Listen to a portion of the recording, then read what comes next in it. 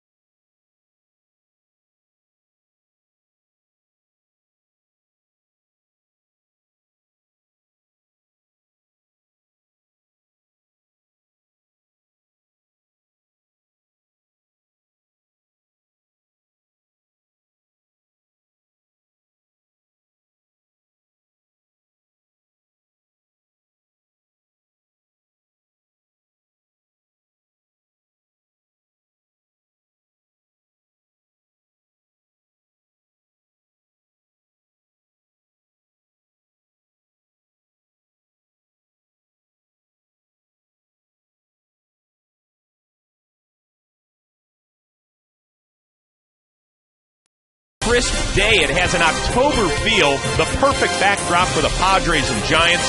San Diego won the opener last night and now leads the Giants by 3.5 games in the NL West. Meanwhile, the Giants do retain a slim lead in the wild card chase. Hi, everybody, and welcome alongside 12-year Major League veteran Kevin Millar. I am Chris Rose. And, Kevin, the Giants have lost 8 of 9 this year against the Padres. Everybody in that clubhouse is wondering, how in the world do we beat these guys? Bottom line, they've acquired Jose Guillen. You have to hit to beat these guys. This guy can fit right in the middle of the line. It's a big right-handed bat to go right behind Aubrey Huff. Pat Burrell's done a great job. They need the Kung Fu Panda to be the Kung Fu Panda, and this team's looking good. In the meantime, San Diego's been looking great all year. They have the best record in the National League, and so everybody's wondering, are they actually the best team in the National League? They've been the best team since day one. It's August 14th. They're still in first place. They pitch, they field, and they win, and now they've acquired a former MVP, Miguel Tejada, and Ryan Ludwig to help protect Adrian Gonzalez. And today they have their ace on the mound, 22-year-old Matt Latos. He's going to go against the 21-year-old Madison Bumgarner. The top two teams in the NL West go at it. First pitch is coming your way next on Fox.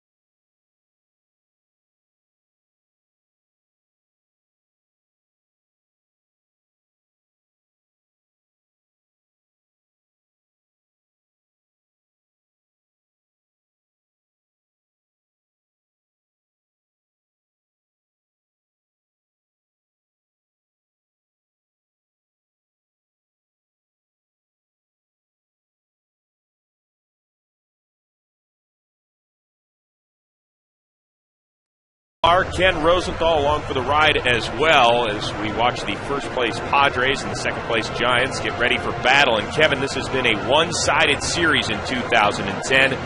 This is the 10th meeting between the squads. The Padres have won 8 of 9, and 6 of the 9 games have been decided by 1 run. No, this is a great, great rivalry, but the Giants got to find a way to score more runs than the Padres if they want to get to the top of this West. And we'll see what happens today because this is a nice little matchup of 2 young kids. Well, it'll be the Padres that get first crack at it, and the starting lineup for the Padres is brought to you by Taco Bell. Think outside the bun. Jerry Hairston Jr. leading it off. Then the newly acquired Miguel Tejada came over in a trade from Baltimore, batting second. Adrian Gonzalez hitting third. Ryan Ludwig, who came over in a 3-team trade from St. Louis, batting cleanup. Chase Headley batting fifth. Then Scott Hairston, Chris DeNorpia, Nick Hundley, and the pitcher, Matt Latos. They're getting ready to face 21-year-old Madison Bumgarner, making his 10th start this year. He is 4-4 with a 3.36 ERA. Madison Bumgarner, I'm telling you right now, the two keys right here are no fear. He will use all of his pitches a day. He's not afraid to throw inside to Rice. And like the old country group, Brooks and Dunn, he's a hillbilly deluxe. Good old country boy with that cowboy mentality. We had to listen to that on the car ride over today. It's still ringing in my ears. Well, this game is brought to you by Budweiser, the official beer of the thirst inning. The beer that starts with full flavor and ends with a crisp, clean finish. Budweiser, it's what we do. It is a beautiful day in the San Francisco area. Yes, it is August 14th, and that says 57 degrees outside. Unbelievable. Just landed from Texas, and it was 115 degrees outside. Gorgeous day here in San Francisco. Has that October feel to it, doesn't it? I'm telling you, you can smell the playoffs. Both these teams can. Jerry Hairston Jr. stepping into the box. And we are underway. First pitch is a ball. Hairston hitting .256 with 10 homers, 48 RBIs this year.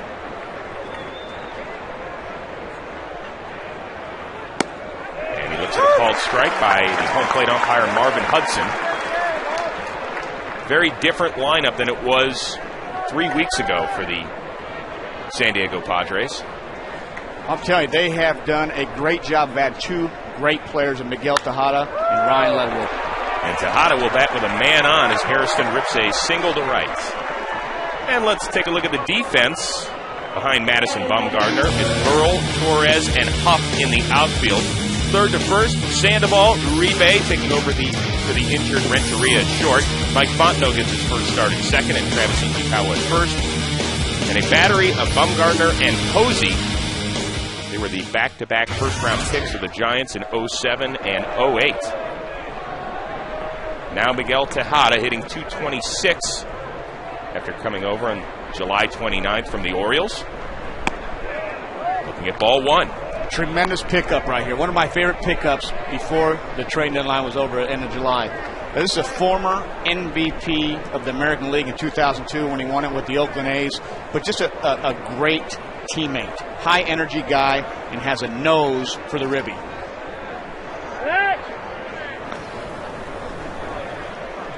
Well, Tejada was playing third base over in Baltimore. He had made the switch after playing shortstop his entire career, but because of an injury to David Eckstein, Jerry Hairston Jr. moved over to second, and Tejada has slipped in nicely at short.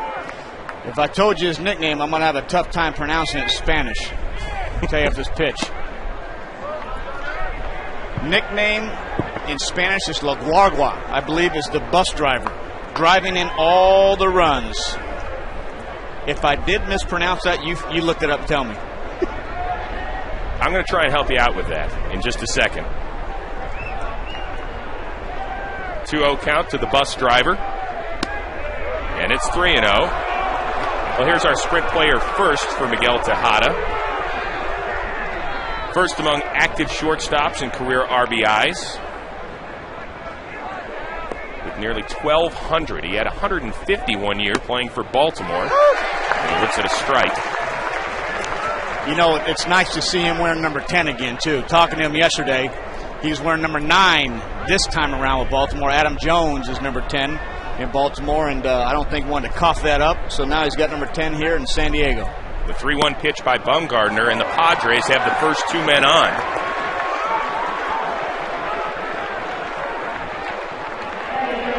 And now all you have to deal with is a 3-time All-Star and the biggest bopper in this lineup in Adrian Gonzalez. Probably the prettiest swing right now in the big leagues. I mean, I've always wanted to hit with a leg kick. He's got the nicest leg kick, fluid swing, and just a tremendous, tremendous hitter. Hitting .326 this year against left-handed pitching. Bats with 2 on and nobody out. Looks at one inside. And here comes Buster Posey to chat things over. And I think this is what makes Adrian so good in these situations. He was at the All-Star game. We sat down, and not taking anything away from his teammates, but he's basically hit 40 home runs, driven in 100 RBIs for the Padres the last few years with nobody protecting him, not that big name behind him, but he's a tremendous yes hitter, meaning he has a great idea of what pitches are coming, maybe in hitter's count, sitting on soft breaking balls. And here you got first and second. They know this is the big guy, so we'll see what old Bumgarner does here. Delivers a fastball strike.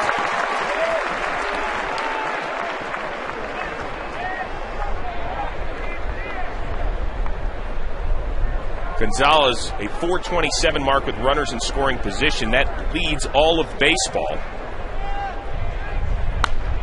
Pops one up. Sandoval giving a look. He's going to have a play on it, and there is a huge out number one.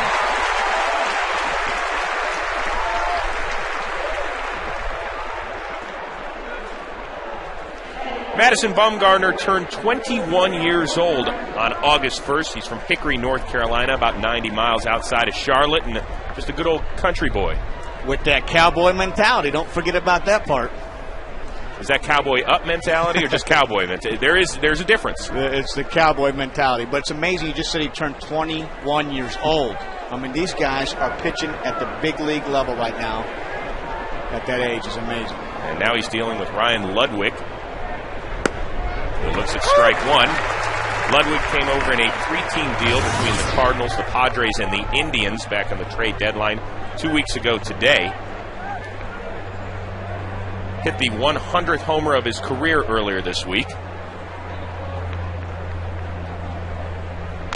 Fouls one away. You like this pickup. This is the perfect example of trying to protect Adrian Gonzalez. You put Miggy in front of him, and right behind him you got Ryan Ludwig. Obviously a proven hitter and a run producer and a 30 home run guy at this level, but you need these guys around because now it makes the other dugout think twice about putting on Adrian Gonzalez. In the other dugout you see Jose Guillen, who is dressed for the first time as a Giant. Last night it was Ludwig's legs that got it done, and more specifically, Kevin, the slide in the sixth. This is a tremendous slide, right? You see him wrap his hand right around. I mean, you can't teach that. That's instincts coming in and trying to get in there safe before that tag right there of Posey. That was the go-ahead and eventually the winning run. This one popped up. Ishikawa. Back-to-back infield pop-ups by Gonzalez and Ludwig. And now Bumgarner is one out away from getting out of the jam. And right here you can see Madison. He's coming right inside with 2 strikes. Like we said earlier, he's not afraid to throw inside, and he pound that fastball in there ahead in the count. And you can see right there just tying up Ryan just a little bit. And that was a nice spot to go in there with 2 strikes, first and second. So 2 down now for Chase Headley. Switch hitting third baseman. Hitting just 196 this year against lefties, but he is 2 for 2 with a home run against Bumgarner.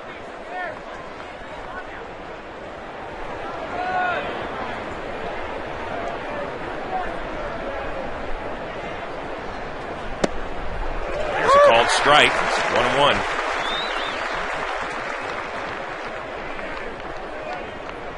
It's a big hit.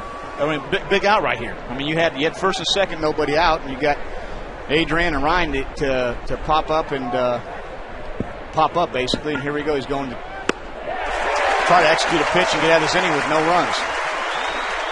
And now he's ahead on Headley 1-2. It's one of the things the Giants said they love most about Bumgarner is his heart. He's not afraid of anybody.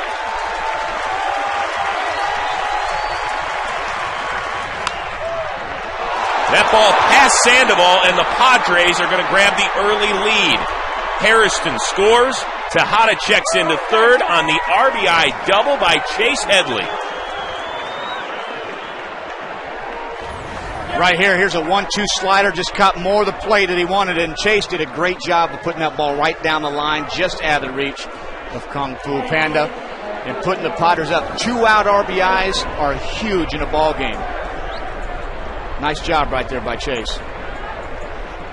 So the Padres, who have won 5 straight overall, jump out to the early lead. And now 2 in scoring position for Scott Hairston.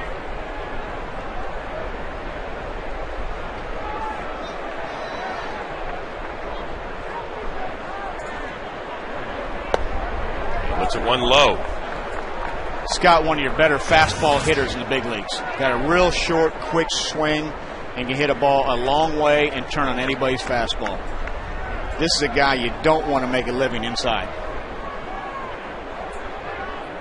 The younger brother of Jerry Hairston. Looks at ball 2. Brothers are tied in home runs. They each have 10. You think they have a little bet going? Who's buying dinner?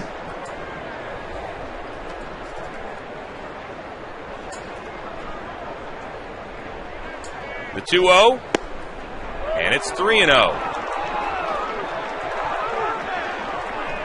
Buddy Black, in his 4th year, he took over the reins from Bruce Bochy. Just received a 3-year contract extension last month. And there's a strike. This team's acting like the pitcher's the manager. I mean, the manager was a pitcher in his career. I mean, they lead the league, it seems like, every pitching category, bullpen, road, this, that. So you know that their manager has to be a pitcher. Bud Black's done a nice job. And there's ball 4.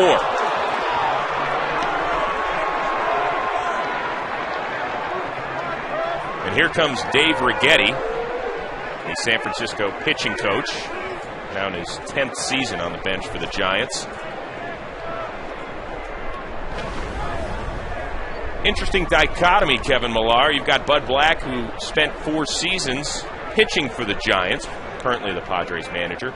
Bruce Bochy, of course, played for the Padres on that 84 World Series team that lost to the Tigers, and he was the manager out there for a decade as well.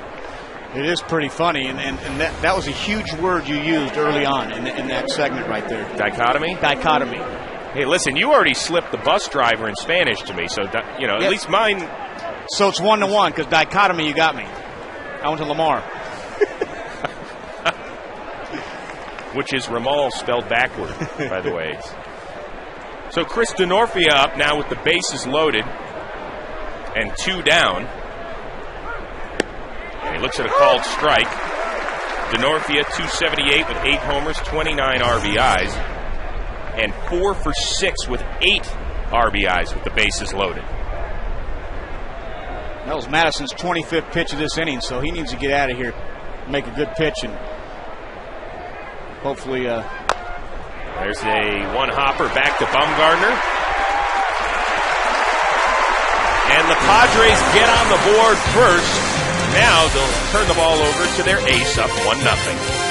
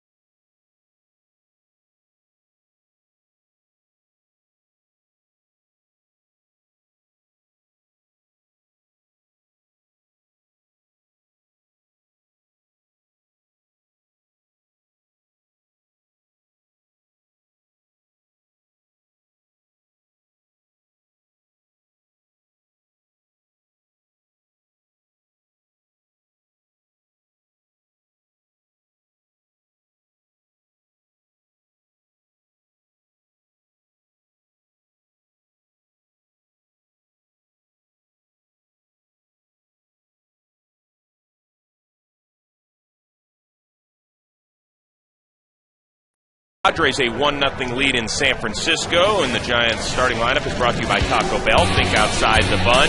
It's Torres, then Mike Fontenot getting his first start as a Giant. Aubrey Huff, Pat Burrell, who has an 8-game hitting streak. The rookie Buster Posey, Pablo Sandoval, Juan Uribe, Travis Ishikawa and the pitcher Madison Bumgarner as they get ready to face one of the best in the game, Matt Latos. 12-5 this year, the 5th best ERA in the National League at 2.36, and he has got ace stuff. I'm telling you right now, he's lion-hearted. He's 6'6". He's a big competitor. Wants to be the king in the jungle, and he's got to control his gas. He'll hit 97 to 98 on the radar gun day, but has to pitch around 93, 94. This is a stud on the mound, and the Giants need to put something together early. He will deal with the top of the lineup, Torres, Fontenot, and Huff.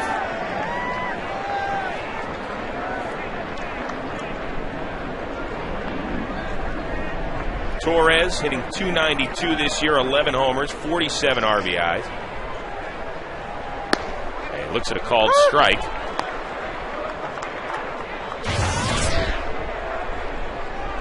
This is a guy who's come up huge for Bruce Bochy's team. Really seen more as a 4th outfielder coming into the year, but has worked his way into the everyday lineup and has been a spark plug at the top. Yeah, I mean, you hit, you're going to play. That's bottom line, and he's done a great job. 23 stolen bases. He's got double digits in home runs and hit close to 300 all year. Checks his swing, but not in time. So says Jim Wolf down at third, and on 3 pitches, Torres is done. Right there, you can see it's a breaking ball, back-to-back breaking balls by Matt Latos. And he knows this guy can turn around. Fastball. Defense in the outfield is Harrison, DeNorfia, and Ludwig. Headley, Tejada, Harrison Jr., and 2-time Gold Glove winner Adrian Gonzalez at first. Nick Hundley getting a rare start behind the plate, and Latos out on the bump. Here is Mike Fontenot, came over in a midweek deal from the Chicago Cubs. Had a few injuries and some inconsistency in the middle of the diamond, so Fontenot getting the start for Freddie Sanchez at second. And looks at a strike. 5 pitches, 5 strikes for Latos. Right here, that pitched, the second pitch right there, everybody's kind of thought it was up in the zone. That one outside. There's a pitch that everybody kind of questioned right here. It's the top of the strike zone, obviously above the belt. The 1-2 pitch by Latos. Fouled away.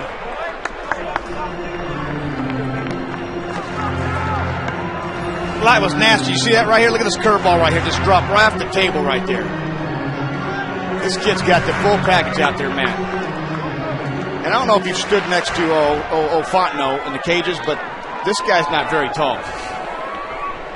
Has a hard time riding the rides at Disneyland? I'm telling you, he can fit in any sports car, though, Chris. Puts the one outside.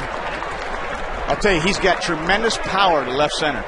You know, I mean, in spring training, he was with the Cubs, obviously, and for a little guy, got a lot of thunder in that bat. And I thought this was a nice little pickup also, give him some balance from lefty-righty. Ball ripped past the diving Gonzalez and into the corner.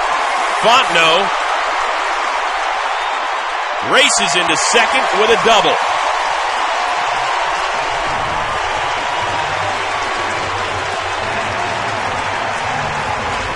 Right here, Matt trying to throw that fastball inside.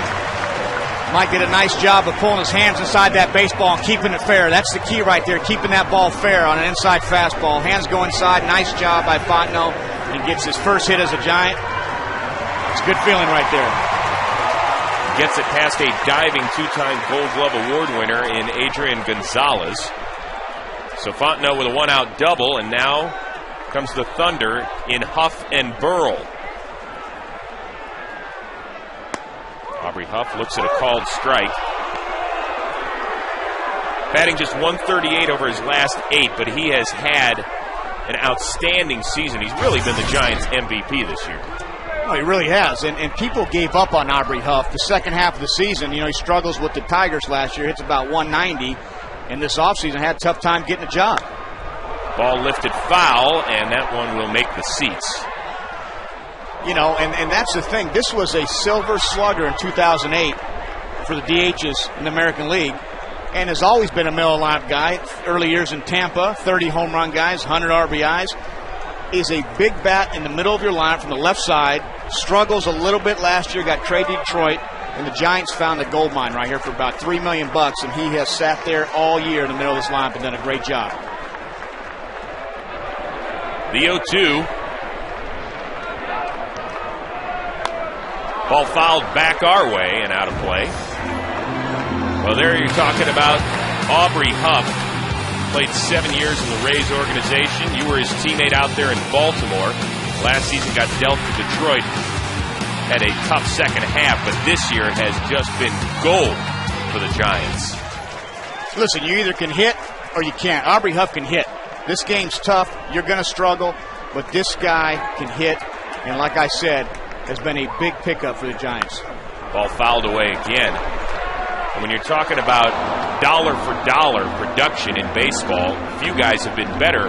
He signed a 1-year, $3 million deal to play out here in San Francisco. This is the best pickup of the offseason, and it's paying off for him, obviously. But right here, you can see the way Matt Latos is pitching him. It's a steady diet of breaking balls.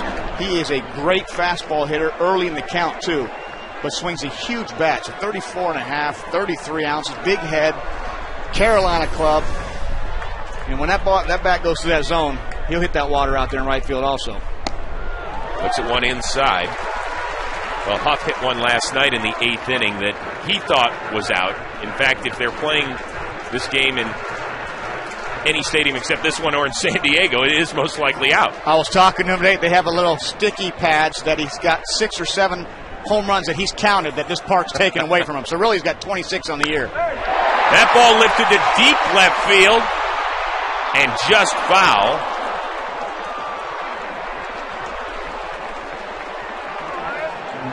Huffy right here almost snuck in a fastball away, did a good job staying with it, and it just went foul. But he's got a nice, powerful swing right there. Probably sitting on a breaking ball, a little bit late on that fastball. So on the flip side, it's a nice job by Latos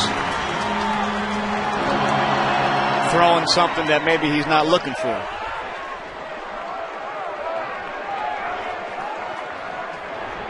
One of the worst shower bodies right here, Huff with his shirt off, but now he is really in shape, so I told him, how am I going to make fun of you now? He's looking good this year.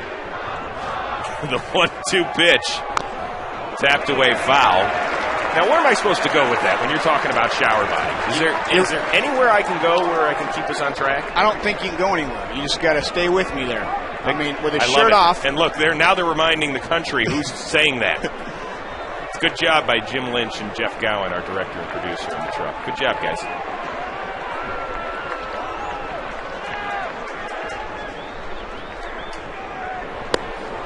Called strike 3, and Huff is in a huff, actually, at Marvin Hudson. Nice pitch by Matt. 1-2 fastball painted on the inside corner. A little bit of tail to come right back over and catch some of that plate. Tough pitch. Well, for more on the 22-year-old ace of the Padres, let's send it down to Ken Rosenthal. Guys, you might remember the Padres put Latos on the disabled list right before the All-Star break, in part because they wanted to limit his innings. Well, now that they're in a pennant race, they do not plan to shut him down again, but they are going to pick their spots, get him some extra rest here and there. Bud Black has been very careful with this kid. He is averaging 97 pitches per start. His high was only 107. All right, Kenny, thank you. Latos has now pitched more than 130 innings this season. Bud Black told us they want to keep him between 150 and 180, and they feel like if they can manage his days off, they'll keep him in that area.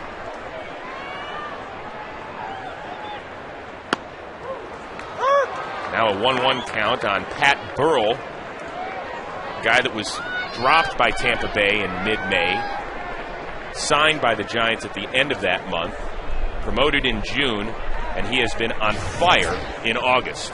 And now has an 8-game hitting streak, hitting .429. He's 12 for his last 28 with 3 homers. It's funny how this game can change in a heartbeat. In Tampa, he couldn't hit water if he fell off a boat, was going through some tough times.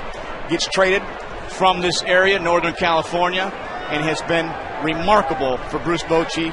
Obviously has 10 home runs and 150-plus at-bats, but just done a tremendous job. Has the count in his favor. Taps one to third. Headley, good glove, good throw, and a nice play. We are through one in San Francisco, and the Padres will lead the West lead the game 1-0.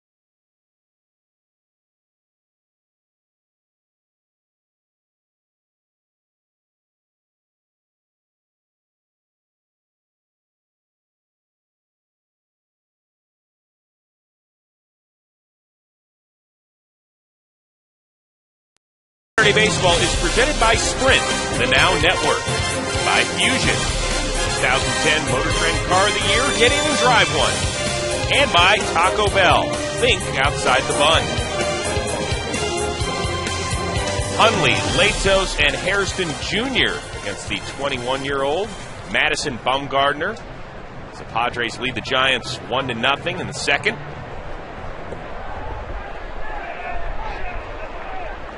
Hunley, the backup catcher to Yorvik Torrealba, in a terrible slump, 1 for his last 22.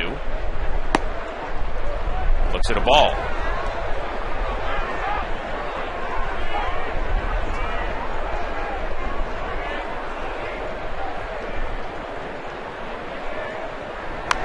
Ball popped up behind the plate. Posey, with the mask off, is going to give it a look, and that's about it. Padres got the first 2 men on in the first, but Bumgardner pretty much wiggled his way out of trouble, allowing just a 2-out double to Headley.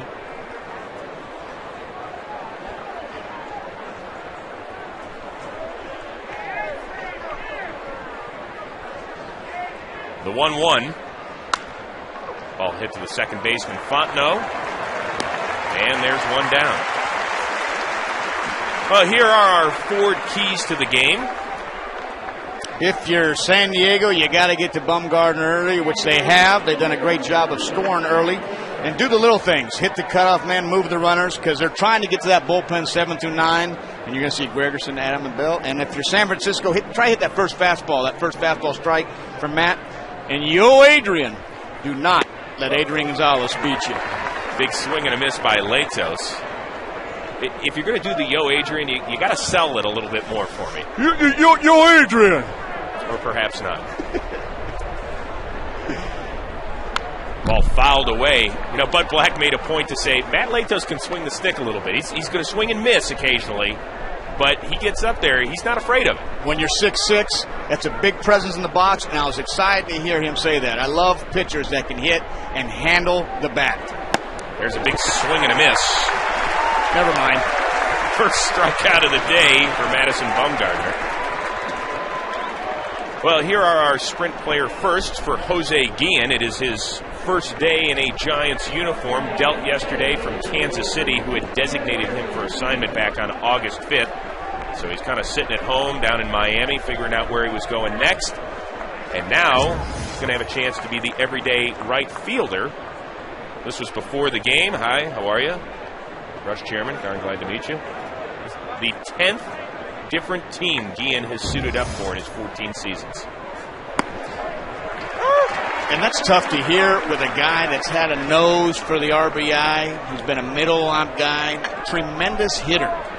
So something there has always kind of followed him. But, I mean, this is a nice pickup for the Giants. There's a ball way inside to Jerry Hairston Jr., who led off the game with a single. But, I mean, it gets to a bigger point with Jose Guillen, that fair or unfair, his reputation has followed him to different places. Now, you talk to Barry Zito, even Miguel Tejada. Those were his teammates in Oakland in 03 during a playoff run. They loved him. No, and I think this clubhouse with the Giants, one of the better ones that we've seen. And they'll control him. That's their job, to make sure he comes in and is welcome. Aubrey Huff, Pat Burrell, Zito, make him feel at home. It's Bochy's job to play him in right field and hit him in the middle of the lineup, and I think you're going to see a productive Jose Guillen. That ball in the dirt. Well, there's no doubt that this Giants team does need a little more pop in its lineup.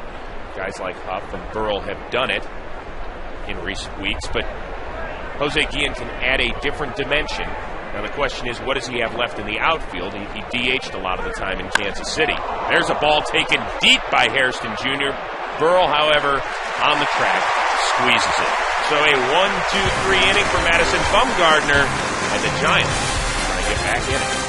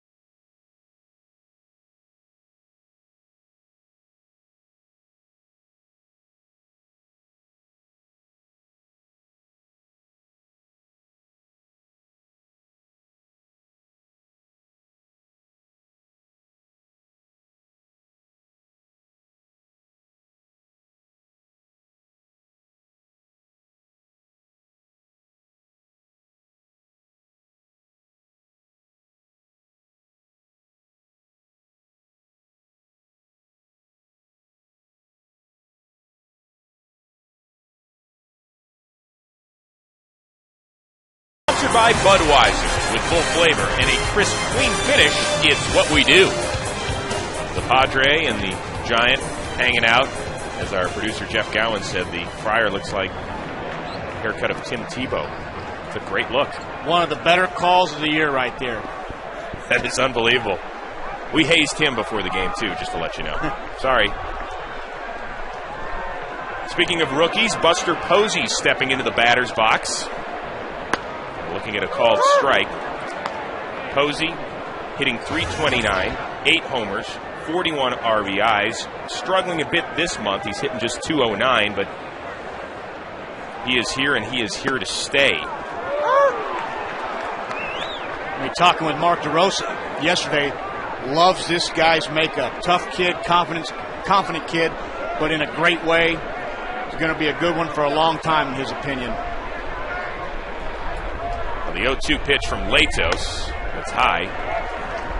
Posey hit .417 in July. Had a Major League Best 43 hits and included a 21-game hitting streak. Did you ever have a 21-game hitting streak? I'll be honest with you, I had a 25-game hitting streak. Oh, you did? That's right. I remember that. Fighting Florida Marlins. That's right. Fighting fish. At the same time, though, it was pretty neat, was Luis Castillo had a 35-game hit streak. So we had, middle 20s, two guys on the same team. It's pretty fun. Ball tapped, third base side, and foul. Well, Posey, just one of the great fresh faces in the National League. You see the numbers for Posey, but also the J. Hay kid. He hit the first ball he ever saw in the big leagues out of the park. Gabby Sanchez, kind of a forgotten man down there in Florida. He's putting up great numbers. And Jaime Garcia, a great third starter behind Carpenter and Wainwright in St. Louis. What a nice mix of rookies right there.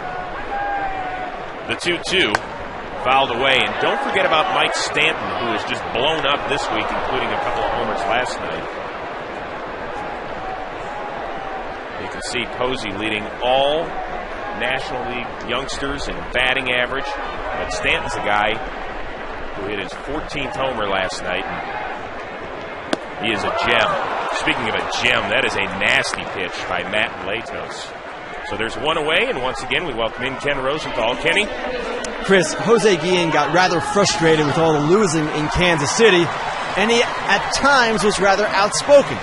Called his teammates babies at one point, said the Royals were one of the worst teams in all of baseball in their inability to execute fundamentals. Well, I talked to him before the game, and he was rather sunnier in his outlook about the Giants. It's just a different atmosphere. When you know you're winning, you're fighting for the division. When you're just pretty much out of the race and, you've been losing and stuff like that. But I appreciate a lot, what Kansas City did for me and for my family. But right now I'm a San Francisco Giant, and this is what my mind is, and helping this team to win. The Royals had signed Guillen to a 3-year, $36 million contract, and as Chris said, the big question now is whether he can play right field effectively. Only 21 appearances at that position this season. All right, Kenny, as we look at Pablo Sandoval, it's a great question about Jose Guillen. He was leading the Royals in home runs and RBIs, 16 and 62 respectively, at the time of his designation. But, you got to play both ways out here. Listen, he could play right field here, okay? This guy's had one of the strongest arms in the major leagues for a long time. It's middle of August. They got this guy to help them in the middle of the lineup to drive in big runs for that veteran right-handed presence back. And getting to the playoffs is not what you're trying to do. You're trying to, get to the playoffs, great. But when you get there, you're going to have to match up with the other playoff teams. And offensively, this team didn't match up. Their pitching staff, head and shoulders right there, going to match up with anybody. But they need to hit when you're going to go play the Yankees, when you're going to play the Rangers, when you're going to play the other National League playoff clubs. And so I think it's a great pick, and I think he'll be great to, out there in right field to play enough defense to compete.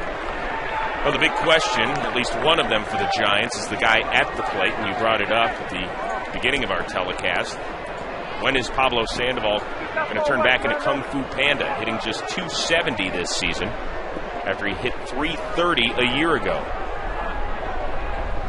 He has worked the count to 2-2. There's a big swing and a miss. It's the fourth strikeout in the afternoon already for Latos.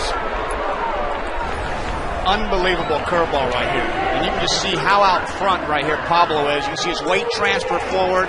And that's what Matt Latos right here. Look at his weight. Come forward and see how everything's gone.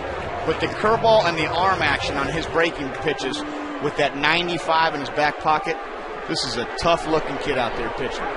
2 down now for Juan Uribe. Looks at a called strike.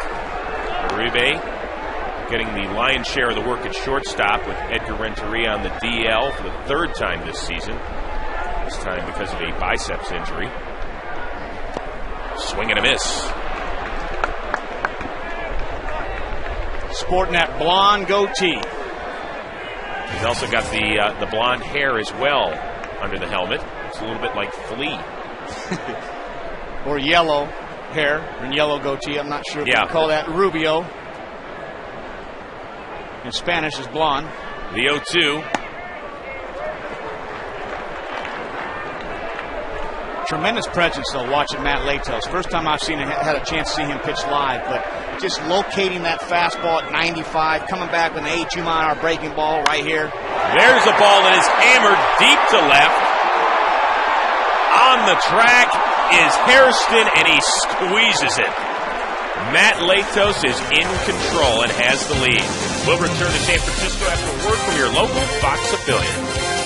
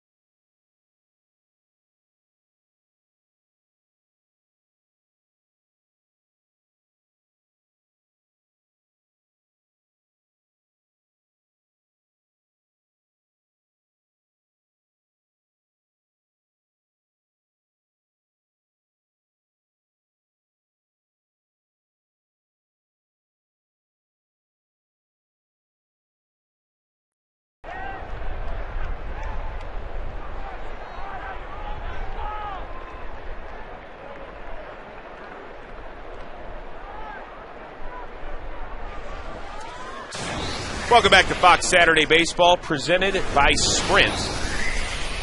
The Padres with a 1-0 lead as we start the third. Miguel Tejada rips one down the right field line. That is into the corner for extra bases. Huff gets it in quickly, and Tejada slides in safely with a leadoff double.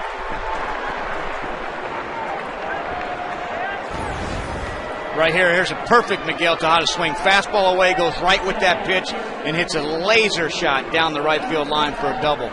And at the end of this play, if you see Miguel Tejada sliding to second base and give that old spotlight. Nice job by Huffy getting in there.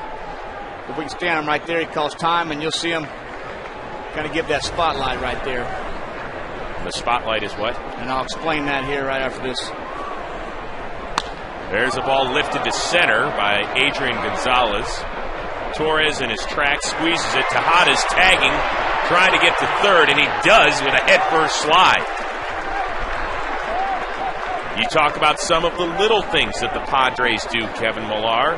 There's a pretty good instance, tagging up from second to third with nobody out. Perfect example of a great base running right there by the Padres, and Miguel Tejada obviously getting to third base there with one out. And you can see Miggy hustle all the way through. And that's one thing about Miguel Tejada. He plays the game hard every single day.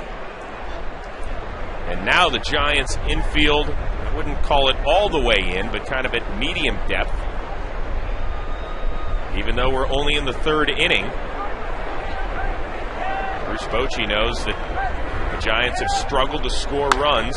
There's a liner to Fontenot, and they're going to double off Tejada. That is a huge, huge play. This time, it's the Giants that do the little things right. They're still down 1-0.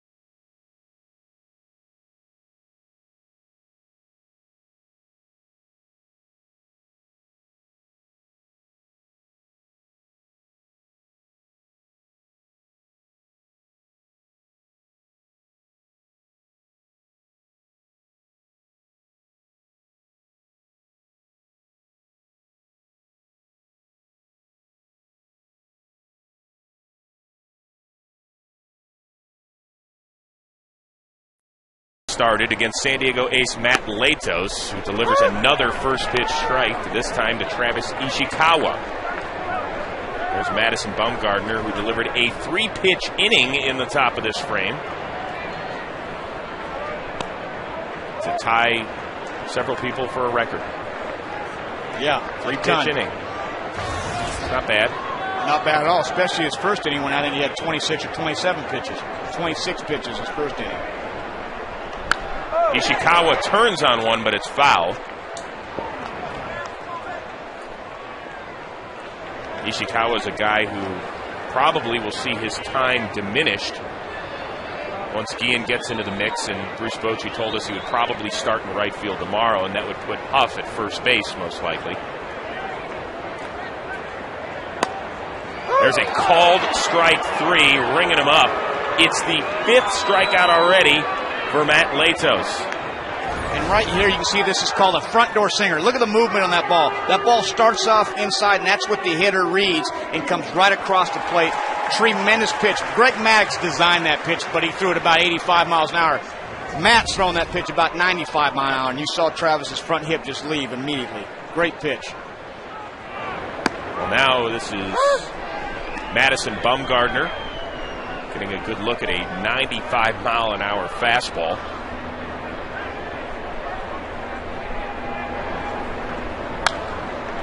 Ball popped up. Hundley gives it a look, but it's out of play. Latos has been flat out nasty this season against the Giants. He's making his 4th start against them and his 2nd here in San Francisco. Last time was May 13th. Tossed a one-hitter. That one hit was a 6th inning single from Eli Whiteside that Latos actually got a glove on. And Headley nearly threw out Whiteside at first. Other than that, he was perfect. He was almost out at first. I mean, it was one of those bang-bang plays, but it did. It went right off of him and almost got him at first base. But just, you could see this package. I mean, the breaking ball for strikes. And right there, just as nasty. And that's the pitcher. Poor Madison's walking back to the dugout going, man. That's some pitcher-on-pitcher crime. That's not fair. Well, what is fair is that the NFL is back. It's preseason specials this week. Thursday at 8 Eastern, 5 Pacific, the Pats and the Falcons. Then a day later, 8 Eastern, 5 Pacific, it's the Eagles taking on their old friend Terrell Owens and Ocho Cinco as well. You ready for a little football, my friend? Pats and Falcons. I got my sleeper picks, Julian Edelman. For a little fantasy football? For my fantasy football. I'm telling you, he was a late round pick, but he does all the punt returns and kick returns and little slot receiver just in case Wes Welker isn't healthy. That's my sleeper fantasy football pick, Julian Edelman. Andres Torres has worked the count to 2-0. Torres, one of the 6 strikeout victims. First time through the order for the Giants. Wow. And there's a 2-out base hit. And Torres trying to stretch it into a double, and he does. That is some big-time hustle from Andres Torres. Finally, right here, the Giants got in a hitter's count, 2-0 fastball right down the middle, and a nice swing right there by Andres, and immediately hustling out of the box. You can see him from center field, hits that ball right over. This is what the Giants need to do, obviously, off Matt Latos, is you got to get in scoring position, and this might be one of the few times you do, and great job. You can see him he was thinking 2 right out of the box, and you appreciate that right now, and he knows he's got a chance to put his team in scoring position. 38th double ties Jason Worth for the National League lead. The Giants have a runner in scoring position for Mike Fontenot, who has the other hit, a first inning double. That ball gets away from not only Fontenot, but Hundley as well, and Torres moves to third, and Ken Rosenthal has more on the man standing about 20 feet from it. Chris, Andres Torres was a high school track star in Puerto Rico, and he says it took him a while to develop as a hitter, but there's another reason as well why he got going late. He was diagnosed with attention deficit disorder in 2002, but he didn't start taking medication for it regularly until 2007 during his second stint in the Tigers organization. Now Torres 90 feet away from tying this one up. But Fontenot just got tied up. He's down 0-2. Seemed like when Matt gets in trouble, or this little trouble he's been in this game, his outpitch that breaking ball. I mean, the velocity's there with his fastball, but right there is back-to-back again with two good curveballs. The 0-2 in the dirt. Good block by Hundley. And this is where it was key of Torres getting to third base now. With 2 outs, you go for the double. If you get thrown out, you get thrown out. You got Fontenot leading off. But now pass ball, he's on third. You're one more pass ball away from trying to steal a run right here and tying this game up. That one outside. So the count even at 2-2.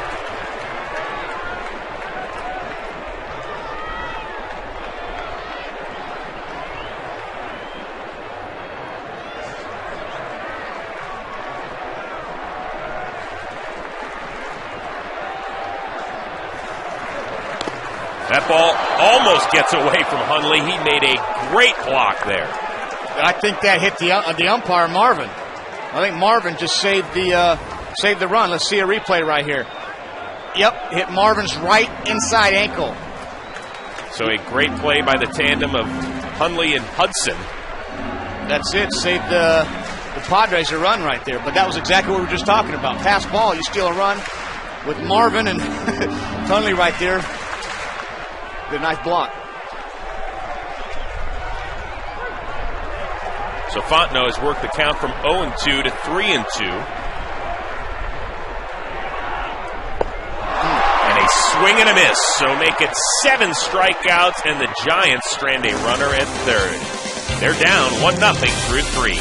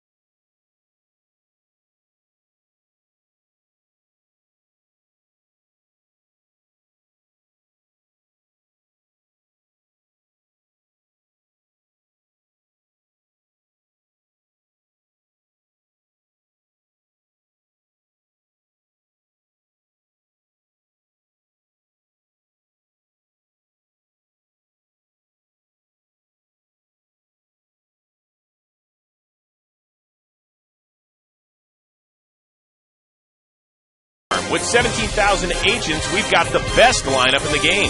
By Lowe's. Lowe's, let's build something together. And by One A Day Men's, the official multivitamin of MLB, specifically formulated for men. Madison Bumgarner down 1-0. The Padres start off the fourth. Chase Headley, the man responsible for the lone run in the game, his 2-out RBI double. Played at Jerry Hairston Jr.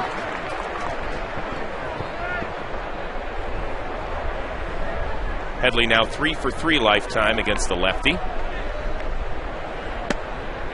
And looks at a called strike. Turned to a nice pitcher's matchup. kind of game, the series that we're thinking of seeing right here. Tough scoring runs off these two guys. Sounds like a broken bat. Sandoval gloves, but he can't make the throw.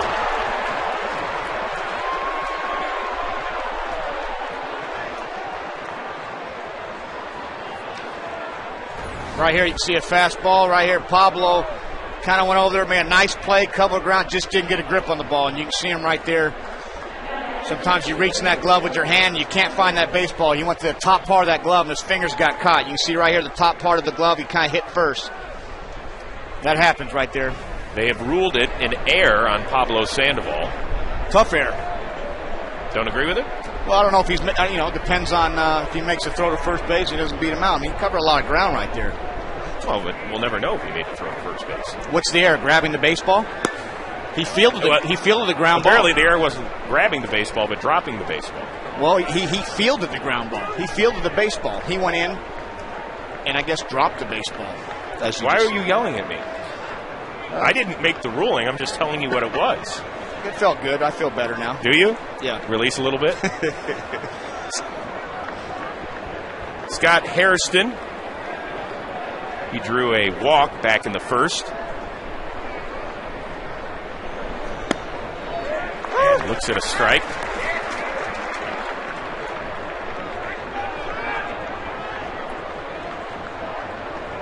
The one thing the Padres do very well, they run the bases. 96 stolen bases, second most to the Mets in the National League. Bumgarner must know that with the throw back. It's probably the biggest difference between these two squads, the fact that the Padres seem to be a little bit more athletic than the Giants. No, I think the games that they've stolen at least one base, they've won 42 of those games out of the 53 games that they've had at least one base. So it tells you when they steal more than one base, they're going to win 85 to 9% of the time. This team does all the little things. They hit the cutoff man. They get the runners over. They move runners. So they do what they got to do to get to the 7th, 8th, and 9th when you're going to see Gregerson, Adams, and Bell. There's a ball tapped to Uribe, to Fontenot, and there's two. But during the commercial break, we caught up with Giants pitching coach Dave Righetti, and he was happy to hear who was alongside me in the booth.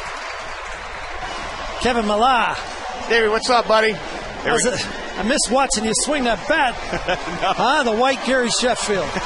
Hey, Dave. Dave, when you've got such a young battery with Bumgarner and Posey, how does it change your role at all? A little more patience, because I understand that things aren't going to be perfect. But the energy they bring and the knowledge that Buster carries behind the plate and the way he handles these guys, you still got to give them their reins, so to speak. But my patience has gotten better. Dave, how do you control the wackiness of your pitching staff? I mean, you look at Wilson and Zito and all the boys. How do you control them? You let them. This game's tough enough with a lot of pressures. I think you got to let them be themselves. They know when it's time to buckle it up, and if they don't, they get reminded. But I think it's good nowadays, Kev. I don't think you can play this game tight. You're exactly right. Well, Kevin Millar is one of the tightest guys around. All right, Dave, we appreciate the time. We'll let you get back to work. Thanks, fellas. Thanks, Dave. All right, man. Well, a two-out single now by Chris Denorfia. Here's a fastball down the middle. He did a nice job getting that barrel out of that plate and ripping a line drive to left field. Well, Dave Righetti, a guy that played more than 15 years in the big leagues, he understands the makeup of a pitching staff. You're going to have your guys out there like Zito, like Wilson. I mean, quote-unquote, different sort of guys, right? Fun guys. No doubt about it. I think this is one of the better clubhouse chemistry teams that we've walked in the clubhouse this year. I mean, you saw a great mix of all. I mean, Zito walked in with a nice knit stocking. Looks like a little John Mayer in him, play the guitar, singing a song. You had Wilson over there with some random hairdos going. You had Aubrey Huff over there who got back in shape, like I said, had one of the worst shower bodies That's that the second you've seen. time you've mentioned Second that. time I've mentioned that, Yeah. but I mean, we hit our quota on that, by the way. Okay, that's the last time then. And you look around, you have Renteria who looks the same. as he did when we were in Florida at 16 years old. Now he's 35 with not an ounce of facial hair on him, hasn't in puberty. Well, that ball is ripped by Hundley down the line. Burl scoops it up. DeNorfia is going to check in at third. It's a 2-out double by Nick Hundley. Just his second hit in his last 24 at-bats. And once again, fastball inside. The key to this, though, is keeping the ball fair. And you'll see right here, that ball stays fair because his hands come inside the baseball. And I'll tell you right now, we got 2 outs, second and third, and this is where, if I was Matt Latos coming up, I wouldn't have thrown Madison Bumgarner a curveball, because maybe you would have got yourself a fastball here. I think Bumgarner's going to pitch him as tough as anybody. It's a little deal I always think if the pitchers make with each other. You throw me a fastball, I'll throw you a fastball. Latos struck out against Bumgarner back in the second inning. Some high cheese. But this is a critical at-bat, not only to just keep it at 1-0, but because the Giants scratch and claw, and they don't score at all against the Padres. And in their 8 losses, they haven't scored anything more than 2 runs in any of those 8 games. No, I agree. You have second and third here with 2 outs. This is a big at-bat, and obviously we heard what Bud Black said. He can swing the bat a little bit. Well, there's a tapper to Uribe, and Bumgarner is going to get out of it. The Padres threaten, but they lead 2. They lead it 1-0 as we head to the bottom of the 4th. We'll chat up with Bud Black right after this.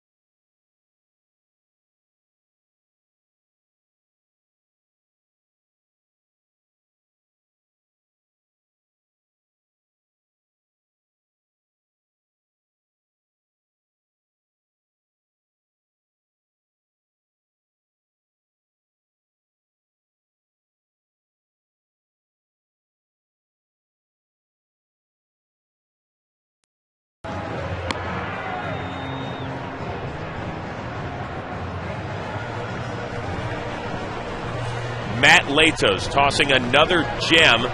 7 strikeouts through 3 innings so far, Kevin Millar.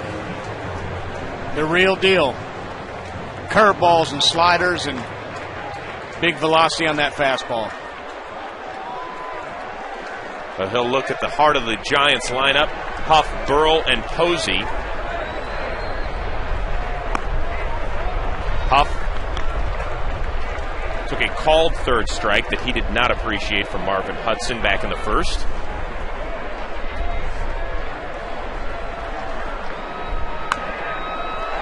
Ball hit behind the plate. Hundley giving it a look. And he hangs on to it. Battling a little bit of a breeze for out number 1. Well, in between innings, we caught up with Padres skipper Bud Black, and he told us that Matt Latos is the real deal. He's pitched brilliantly. What can I say? Four very solid pitches, good velocity, good feel for his secondary stuff. We've seen it since April. But how fun has this been to be in first place pretty much all year and seeing the way that your team is playing the game day in, day out? Well, our guys are really on board about what we need to do to win. The pitchers know what they have to do. Defensively, we're playing great, sound, fundamental baseball. We're getting timely hitting. It's been great to watch. It's really come together. And really, from our perspective, coaches and mine, it's really a pleasure to work with these guys. All right, Bud, as always, we appreciate the time. Continued success. Thanks. Thanks, Bud. Well, we saw Pat Burrell nearly time one for a home run, but it hooked foul. There's a ball high. Here's that swing right here. First pitch fastball down the middle. And that is a home run, powerful swing.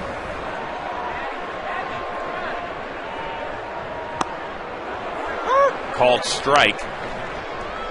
See that? That's Uncle Charlie now. You do that to my 95-mile-an-hour fastball. He came back with the second pitch, but now you're going to get Uncle Charlie. Not fair. The 1-2. Ball lifted foul and out of play.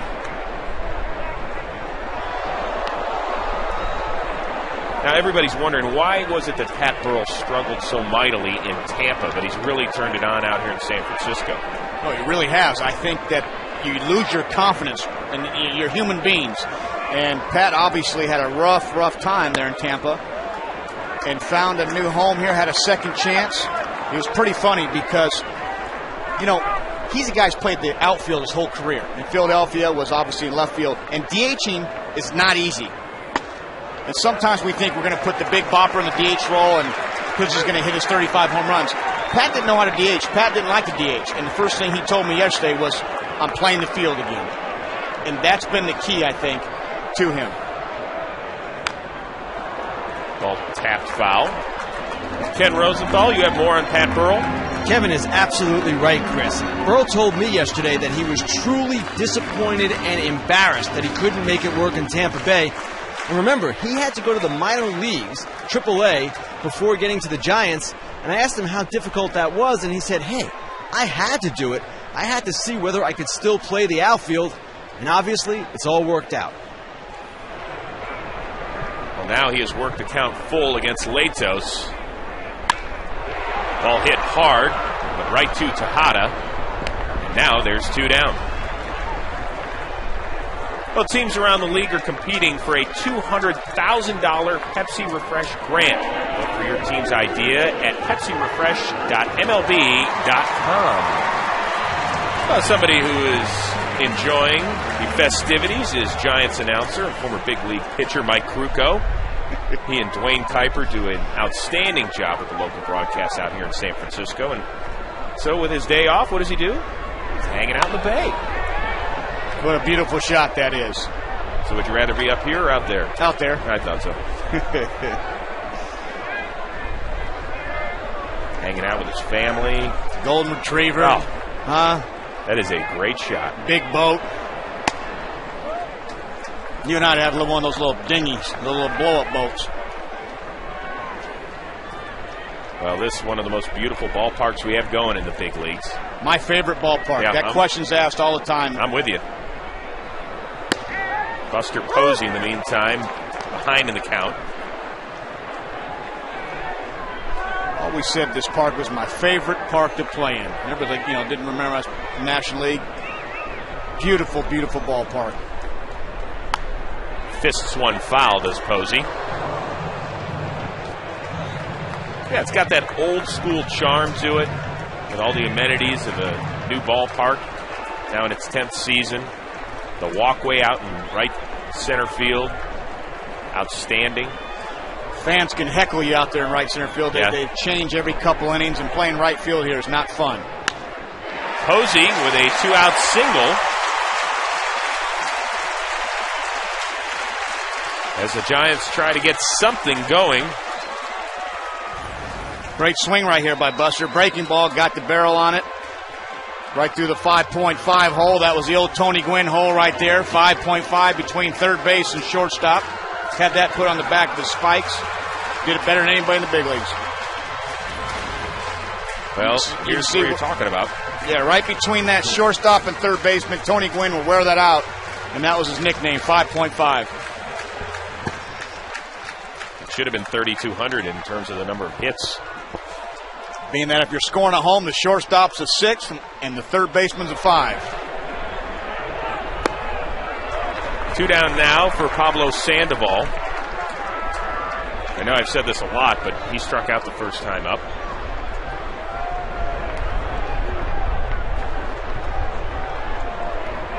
Two down as the Giants have mustered just 3 hits against Matt Latos. Oh, and the bat goes flying, as does the beer, it looks like.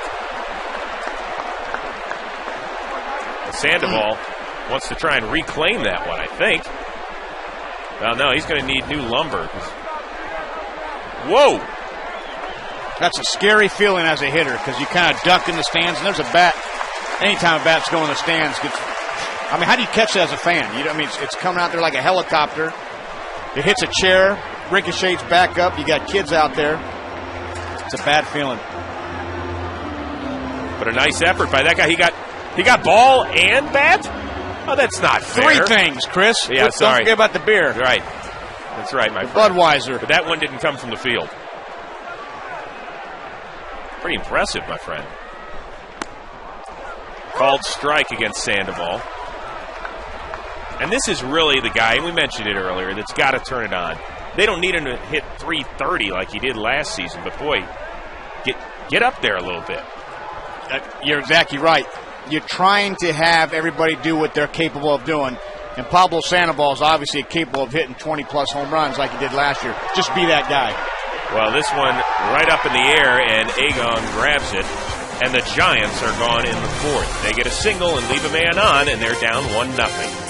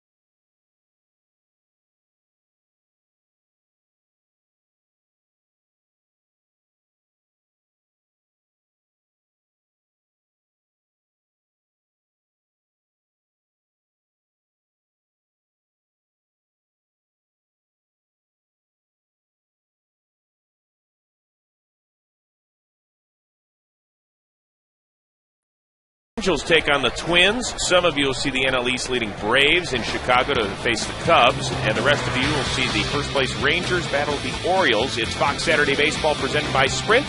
Next week, 4 Eastern, 1 Pacific. Where will you be next week? I will be in Austin trying to move in. I've been moving boxes and unpacking boxes the last 3 days. I've probably opened about 275 boxes of nothing. 4 kids under 5. How are things going at home? Sounds good. Sounds good. I got a strong wife, thank God. Gina's been a trooper. No way. Well, Madison Bumgardner has settled down nicely after a rocky first inning. Facing the top of the lineup in Jerry Hairston Jr., Tejada, and Gonzalez here in the 5th. I think that's what we talked about early, trying to get to him early because it looks like he settles down and really starts throwing with a lot of confidence. And Madison's done a great job after that 26 first pitch inning. Ball lifted to left. Burrell comes in a few paces. And there's out number 1. Big weekend series for the Giants and the Padres. We know things will not be decided in the NL West here in the middle of August, but San Diego has won 8 of the 9 meetings. They probably feel pretty good in this matchup. The next time they'll meet is down in San Diego in early September, and then these two squads will close out the season the final weekend of the year in October, back up here in San Francisco. Miguel Tejada looks at ball 1. We talked to Bud Black and the brewing confidence of this young Padres team. They have been in first place, Kevin, 110 days this season. That is the most of any squad in the majors. I mean, I think that we've all, early on, we didn't believe in the Padres. Are they the real deal? And now, August 14th, we're sitting here. This is one of the better teams, the best team in the National Leagues. And you can see they got the best record in the National League, and they just add 2, like we talked about earlier, Tejada and Ludwig, to bolster in the playoffs. Well, there's Tejada. Torres snags it on the run. Did he catch it? They say no now. On the dive, it looked like Torres had it, but the umpires say no. We can see right here, Torres making a great break at this ball, and he had the baseball, and it just came out of his glove. So it's a great call by the umpire, being in the right position right there. And that, of course, is Jim Joyce out at second base. Made the proper call here. Joyce, as we all know, was the man working first base up in Detroit earlier this year when Armando Galarraga threw what appeared to be a perfect game, and afterward Joyce admitted the call, and actually it's probably one of the... Well, there's a rip by Gonzalez. That is a fair ball, and that is actually going to score Tejada and make it a 2-0 lead. RBI double for Adrian Gonzalez, his 74th this season. And that allows Kevin Millar to say, yo, Adrian. Yo, Adrian right there with a fastball. And look at the swing right there. He stays right behind that baseball and rips a line drive just fair to left field. And that's what RBI men do in this league. They drive runs in.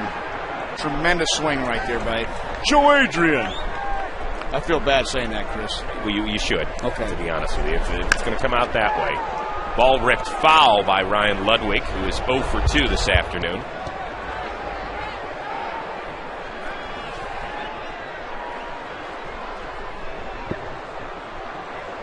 So a 2-0 lead for the Padres with their 22-year-old ace on the mound against a team that has struggled touching the dish against the Padres this season. Nice off-speed pitch. It's 0-2. It's a typical Padres game right here. They're trying to play to 6 to 7 innings, and they get to that bullpen and slam the door on you. It's the way they've done it all year long. Ludwig pops up the 0-2 pitch on the infield. Uribe battling the sun. Squeezes it for out number 2. And time now for a DirecTV game break. Let's send it down to Chris Rose and Kevin Millar. All right, thanks, guys. Adam Jones in Tampa turns on one. Is it fair, Kev? Off to foul pole, fair ball, curveball. Nice job by Adam Jones. His 17th homer of the year, yeah. It's 3-0. O's over the Rays. Remember, the only way to watch every baseball game in HD, it's 1-800-DIRECTV. Back on up to Chris and Kevin. All right, guys, thank you. So 2 down now for Chase Headley. He's been on twice. RBI double in the first and reached on an error in the fourth. How about the Orioles? 9-2 since Buck Showalter named manager full-time. You don't think he's had a presence in that clubhouse? You better believe, boys, or you're gone next year. There's a called strike. And I had him on after his first win, and I basically asked him, how do you start to get these guys to believe with the Rays and the Yankees and the Blue Jays now, and obviously the Red Sox? I don't care about those teams. I'm going to find out who I want on my team. And like somebody said, those cowboy boots of Showalter are down here on the ground. And I want to see who I want to start for next year. So these guys better not be bringing their boxes and tape to start packing up early, even though they were mathematically out of it in March. Showalter also a great talent evaluator. Talk to people around the league. They feel like maybe he's the best at it from the managerial position. There's a hopper. Fontenot dives, gloves, throws, and that's it. The Padres tack on another, an RBI double by Adrian Gonzalez, and they lead it 2-0.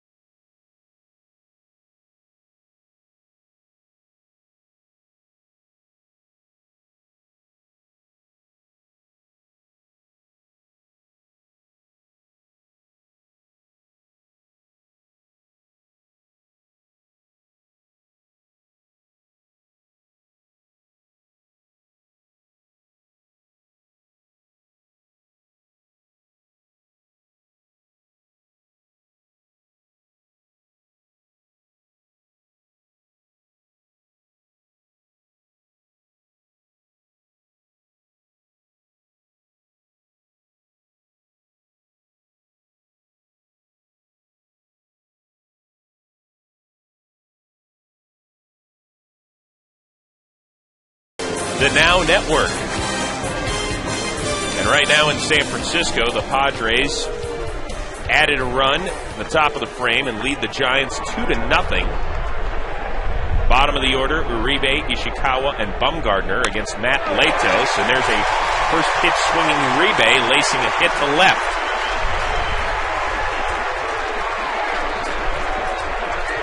Ever wish more people would go to bat for you and the things you care about? Log on to statefarm.com/go-to-bat and let State Farm help you go to bat for your charity of choice.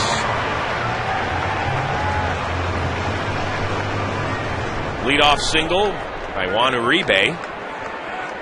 And now Travis Ishikawa, one of the 7 strikeout victims of Matt Latos this afternoon. Latos' career high in Ks is 9, by the way.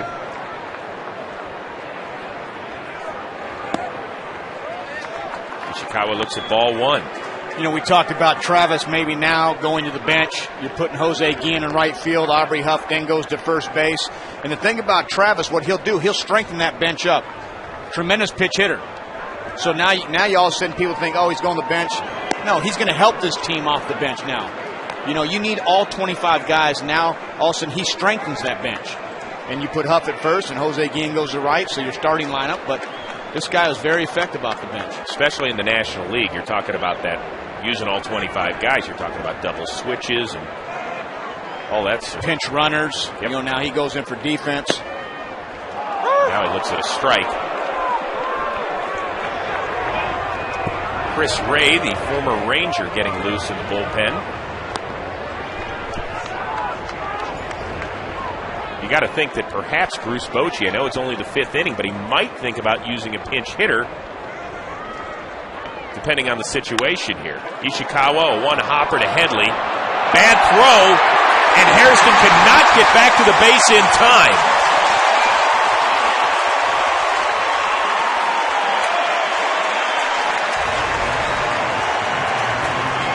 Right here, you can see, okay, the throw's bad. But I'm telling you right now, Giants caught a break because Jose Uribe's got to slide in the second base right there. That's why you always slide. I don't care how much you're going to be out, how far you're going to be out. Jerry Harrison did a great job of making that play, but you have to slide. There's no reason not to slide. It looks professional. So just slide. So it is an error on Headley. Juan Uribe is safe at second, and Matt Latos can't believe it. I don't know if he's upset with the call or just the miscue by the Padres. But now what this allows Bumgarner to do is lay down a bunt so they don't have to take him out of the game if Bochy was thinking that direction. Big time to execute this bunt right here, obviously. Bumgarner pops it up. Hundley hustles, but he can't get back there. You don't want that. You need this ball on the ground. You're going to have the first base crashing right here, first and second, nobody out. That first base is going to be right on the hitter's chest. And you want to bunt this ball to third base if you can, if you're Madison.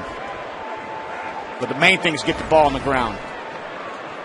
Well, last night it was a missed bunt opportunity by Jonathan Sanchez in the second inning that dearly cost the Giants a run-scoring opportunity. These are the little things right here. He lays it down. This one's a beauty. Latos fires it to first with Hairston covering, but Bumgarner does his job. Perfectly executed right there by Madison. Ball on the ground, third base side. You got second and third now, one out. Crowd's getting into it, Chris. Nice play there by Matt.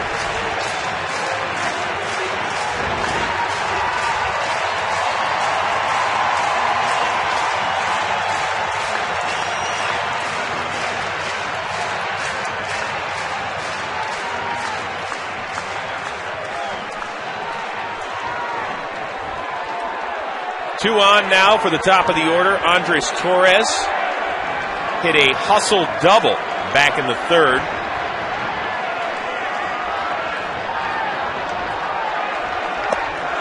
Looks at a ball. That's been his bread and butter when he feels like he's in trouble. He's going that big curveball. Good take right there by Andre. Look at the numbers Latos has put up against the Giants. An ERA less than a run. Ball ripped foul and out of play.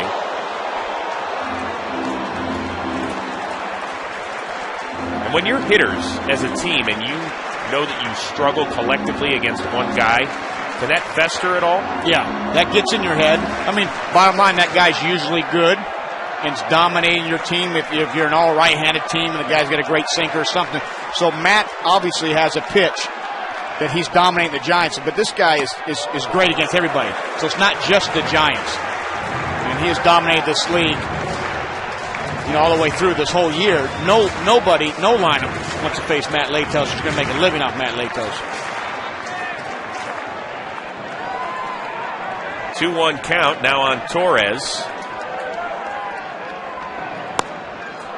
There's the 2-2. That front door sinker again. Kenny, more on Matt Latos? Chris, that was Latos' 85th pitch. And what we're seeing here is sort of a race against time. The Giants want to get him out of the game, get a lead perhaps, and avoid that great Padres late-inning trio. Talking about Gregerson, Adams, and then Heath Bell. Torres taps one foul. And it looks like maybe He broke the bat on that swing. But Kenny brings up a great point. It's the thing that made the Yankees so dominant back in the late 90s and the early part of this century was that great bullpen and eventually cutting it down to a 6 or 7 inning game. All the good teams do. You usually have great matchups. That's when the game's won. That 8th and 9th inning. How do we bridge the gap to get to our closer? And the Padres have done it all year, and they got the leading saves guy in the bullpen, Heath Bell, 36. And there's a swing and a miss. 8th strikeout for Latos comes at a critical time. This is so nasty right here. Look at this curveball go straight down after 2 front door fastballs like we were talking about, and that big Uncle Charlie curveball. Phenomenal pitch there by Matt.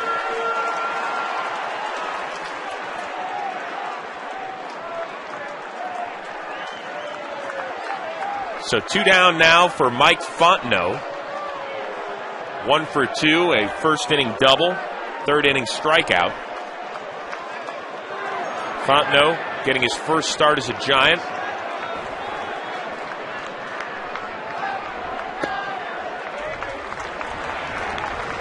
And you can see right here Matt's wind up. Bud Black was talking about lengthening his stride. He's a big 6'6" kid. Had a short stride. They've lengthened it and really developed some power on his basically breaking pitches and fastballs.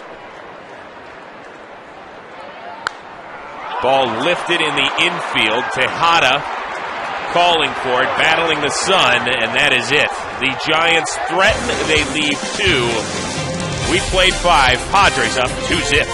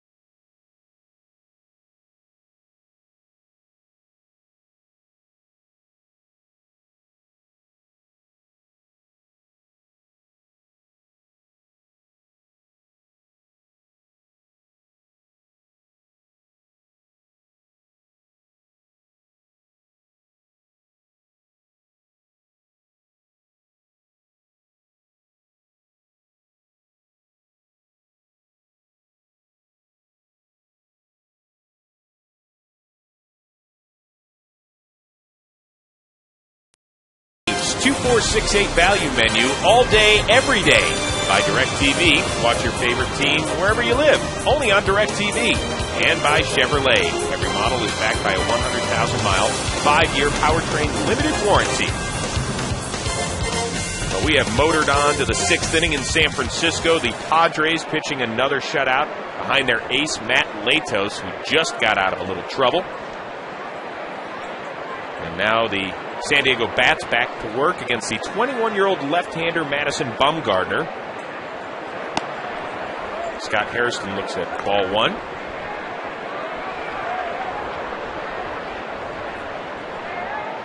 One word for Matt Latos, stud. Man. Nice off-speed work by Bumgarner. Madison's got a great curveball. You see him, it breaks right around that plate, but he's done a great job, like we said, after that first inning. Ball popped up in the infield. Uribe calls for it, and there's one down.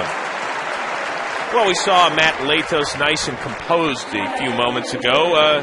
Quite a difference than the end of the fifth. I'm telling you, right here, he gets second and third, one out, and gets out of it, no runs, but that is a pennant race right there.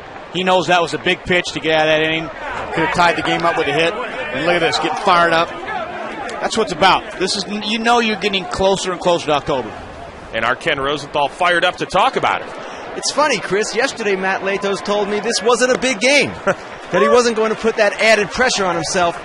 But in interviewing him for the first time, it is clear this guy is a live wire, and he can be very emotional.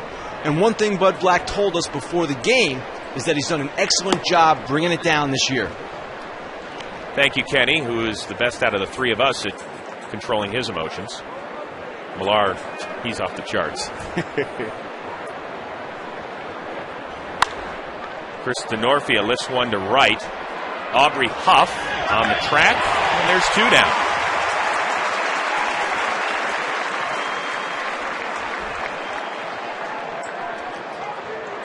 We got the scores on the Fox box. You can see the Rays have ripped off 5 straight to take a 5-3 lead over Baltimore. Tampa starts the day 2 back of the Yankees in that American League East. Who do you like coming down the stretch in that division? I mean, I didn't think the Rays were going to go anywhere, but they've obviously had some injuries to their starting staff. The Yankees just seem, they haven't gotten hot like you expect the Yankees to get. But they're a hard team to not think they're going to do it. Nick Hundley swings at the first pitch, and that'll do it. Off to the bottom of the 6th, the Giants trying to get something going against the Padres ace.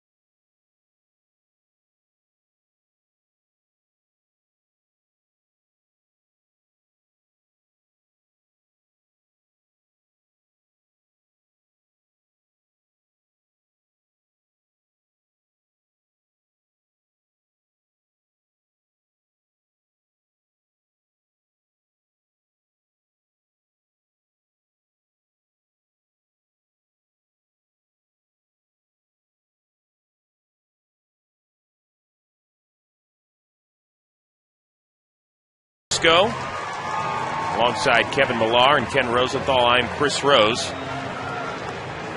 Matt Latos, now in his 2nd season in the big leagues, 12-5 coming into today.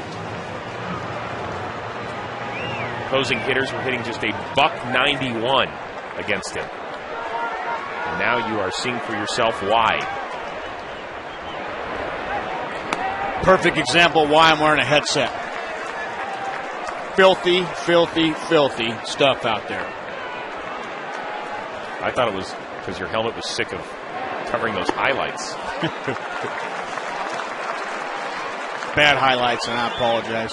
Latos has fallen behind Aubrey Huff, who's now hitless in 11 at-bats against Latos for his career.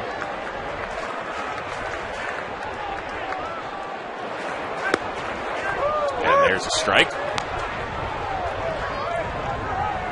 2-0 breaking ball right there. It is getting close to that bullpen time for the Padres.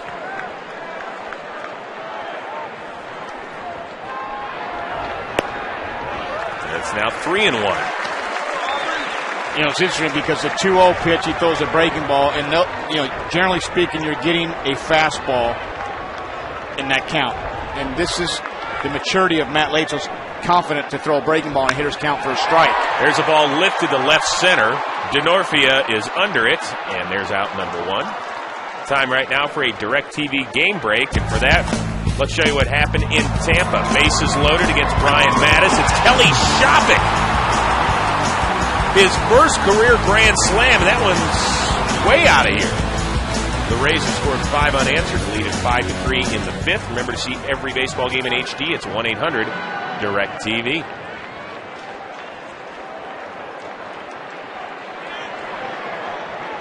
Pat Burrell, who hit a grand slam earlier this week, part of his 19th career multi-homer game, did that against the Cubs.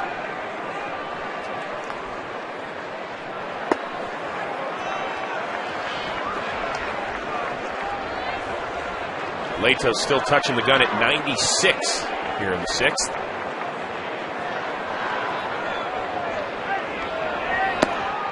That one in the dirt. Pat Burrell's hit 265 home runs and 251 National League home runs. I think he's pretty comfortable here in the National League, don't you? I do. He signed that 2-year, $16 million deal down in Tampa Bay. Looks like a called strike. Just didn't work out for him. He hit just 202 in 24 games this year before getting released. And it's now 3-2. You can hear that glove pop up here. I mean, it's this kid's throwing hard. Swing and a miss, and Latos is now tied a career high with 9 strikeouts. Well, here is our Verizon game summary brought to you by Verizon. It's been the Matt Latos story. He's given up just 4 hits and tied a career high just then with his 9th strikeout. Madison Bumgarner has been very solid, just 2 runs in 6 innings. Miguel Tejada settling in as well with a couple of hits for the Padres. So 2 down now for Buster Posey.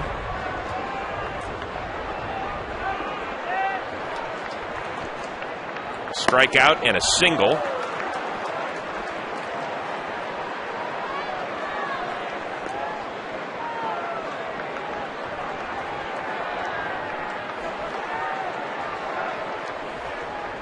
The 0-2 fouled away.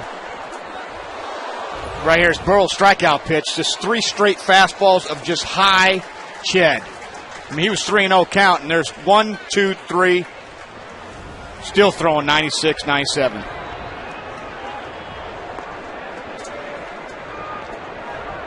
The 0-2. Ball tapped. Hairston Jr.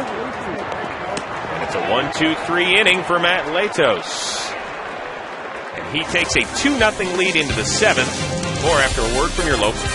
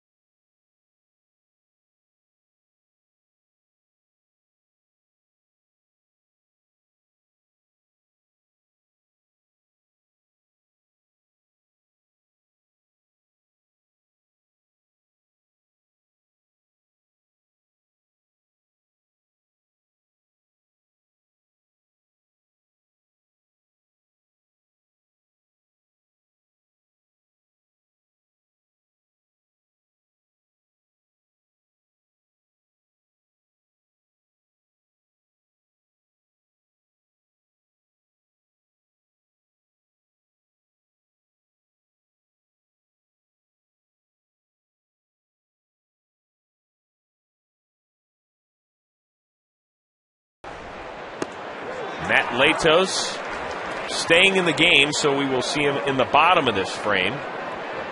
He's 0 for 2, a strikeout and a ground out. Lost in all the talk about Matt Latos, Madison Bumgarner, the 21-year-old, he just turned 21 at the beginning of this month, has really pitched very well, Kevin. Done a great job. Done a great job. Had a 26-pitch first inning and has really settled down. Very economical. That was the 78th pitch of the afternoon, and he gets Latos on 3 pitches. Moving the ball in and out, mixing up his nice curveball. Thrown inside when he got ahead. 0-2, 1-2 to right-hand hitters. And he's kept his team in the game here in the 7th. Well, now it's the top of the order. Jerry Hairston Jr. 1 for 3 with a run scored back in the first.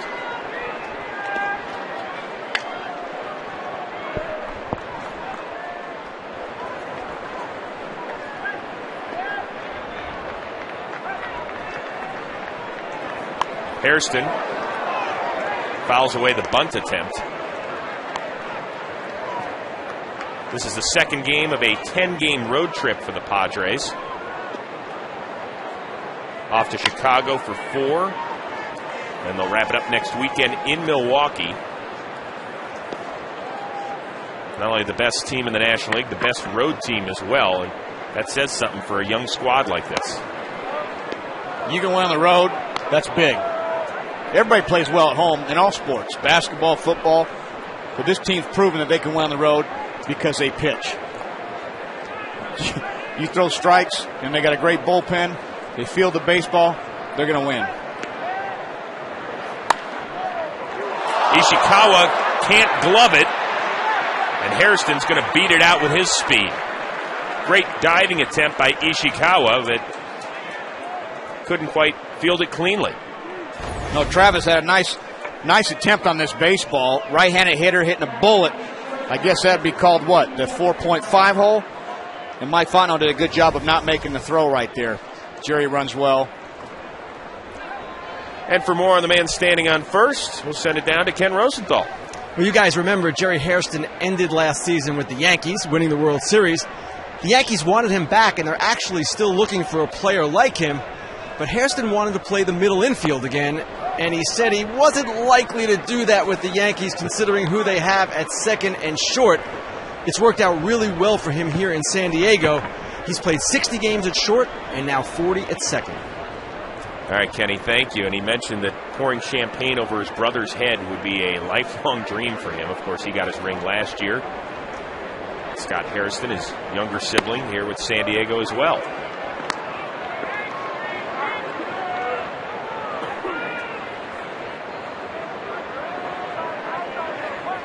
Padres with a couple of banged-up infielders in Eckstein and Oscar Salazar. Eckstein battling a calf injury. He's still a little ways away from the rehab assignment. Salazar with a strained Achilles.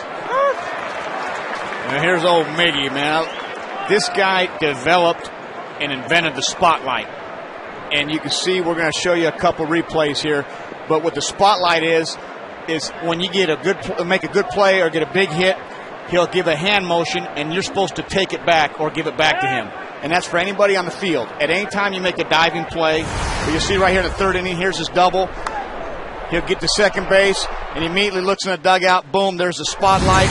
In the fifth inning, did the same thing again here off his double. Looks in the dugout from behind. We're going to see him here. Boom, give the spotlight. That's a spotlight. It's a good hit or a good play.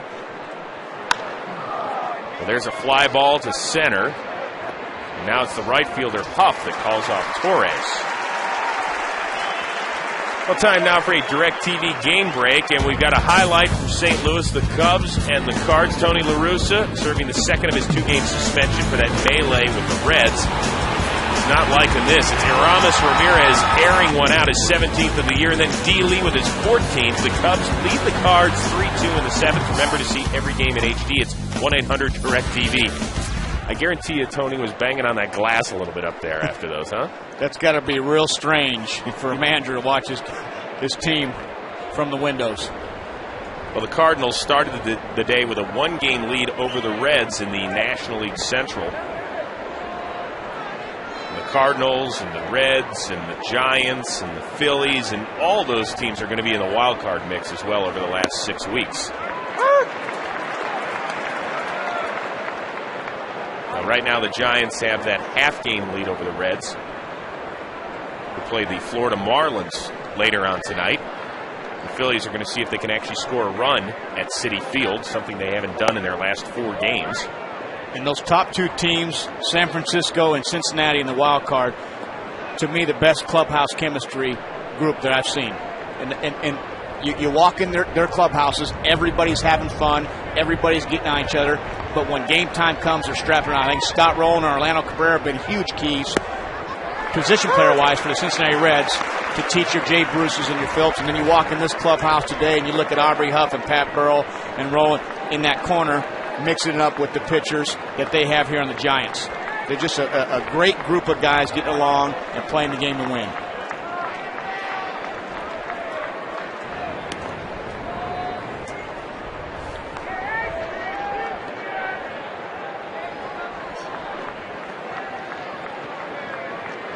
Adrian Gonzalez, an RBI double in the 5th. Now looking at a 1-2 count.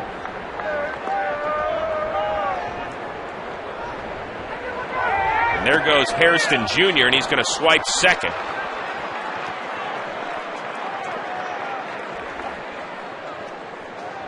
His 9th stolen base on the season. And right here you can see Jerry getting a great jump, leaving after obviously the first move on a breaking ball, and as base stealers, sometimes they're checking, and if they can see a catcher sign, if they see breaking ball, they're running. It's where you always see sometimes the eyes of the base runner kind of looking at the pitcher, looking at the catcher, looking at the pitcher. That's what they're looking for.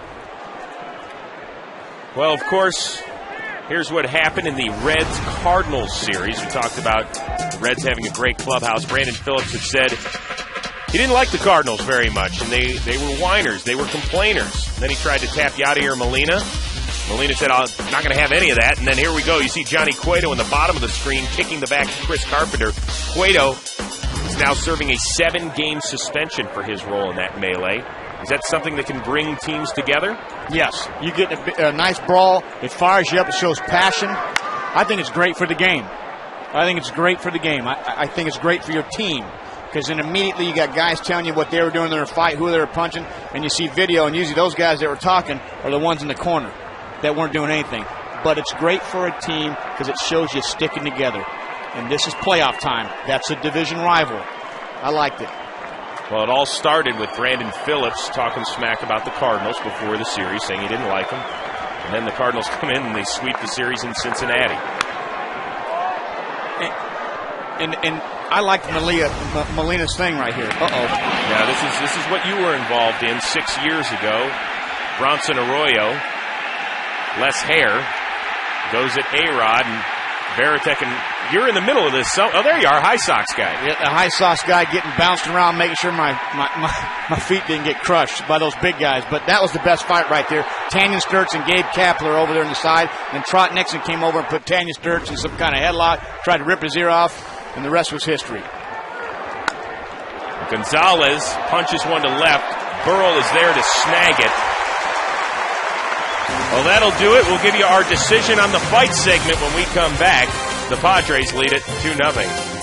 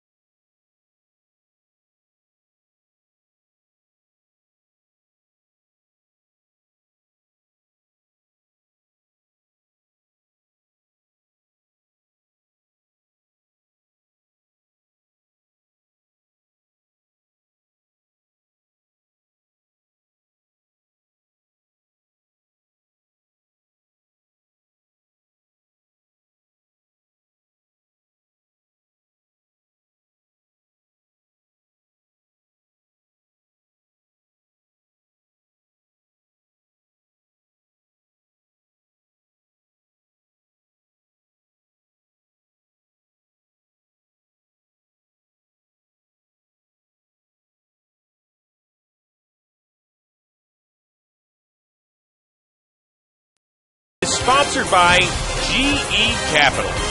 By Just for Men, mustache and beard, keep your edge.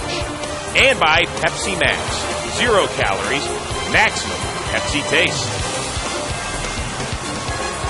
The Giants have not tasted any success against Matt Latos this year, and it has continued with 6 shutout innings so far. Kung Fu Panda can't connect there. Latos has been dominant from the onset when he struck out 2 of the first 3 men he faced. Big swing and a miss. He has had 17 consecutive starts, Kevin Millar, in which he's allowed 3 runs or less. That's a streak that will continue unless the Giants get something going here in the late going. Remarkable streak. That one just outside. I mean, you see the way he locates. Not just throws hard, but he's locating his fastball after fastball. I mean, the first 2 pitches here, you've seen awkward swings by Pablo, but, man. That ball is hammered to right, and it is gone.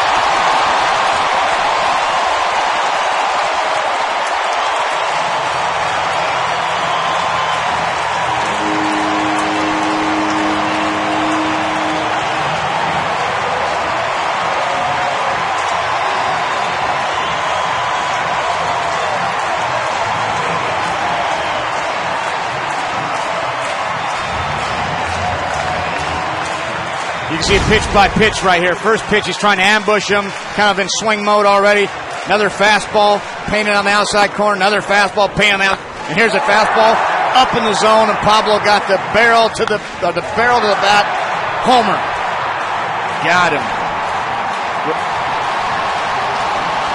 The career-high 108th pitch by Matt Latos is his last one of the day. We'll tell you about San Diego's new hurler right after this.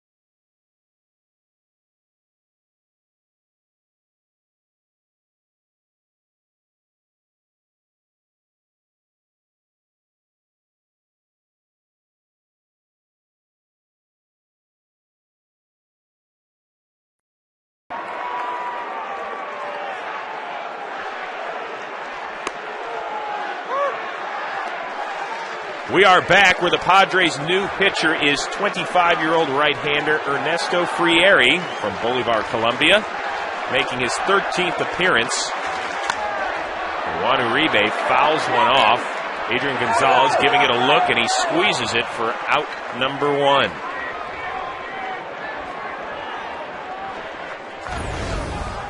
Pablo Sandoval crushing his 8th homer of the year. But look at right there. The pitch is up, and you can see him get that barrel of the ball. That's the key of that home run.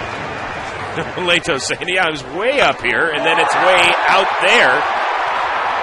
Earlier this week, Sandoval snapped a homerless drought of 178 at-bats that covered 46 games. That happened on Thursday when he went deep against the Cubs. Now he's got 2 in his last 3 games. Travis Ishikawa up against Frieri. Latos, an outstanding effort. We were talking about Travis maybe going to the bench when Jose Guillen goes to the right and they move Aubrey. Pinch hitting, he's 11 for 28, hitting 393 off the bench with a home run and 4 RBIs. So that's what we were talking about, how he can strengthen this team by maybe taking a role there off the bench here in the National League. Well, he has gotten the start today and 0 for 2, although he did reach on Chase Headley's error back in the 5th. This one a fly ball to left. Hairston squeezes it for out number 2. You're talking about pinch hitters. Here's one now in Nate Shearholtz.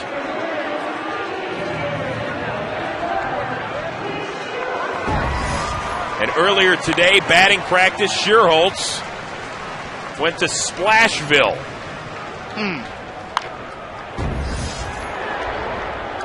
Lake Barry Bonds. 54 splash hits in the history of this stadium. Now just trying to keep the inning alive against Padres reliever Ernesto Frieri.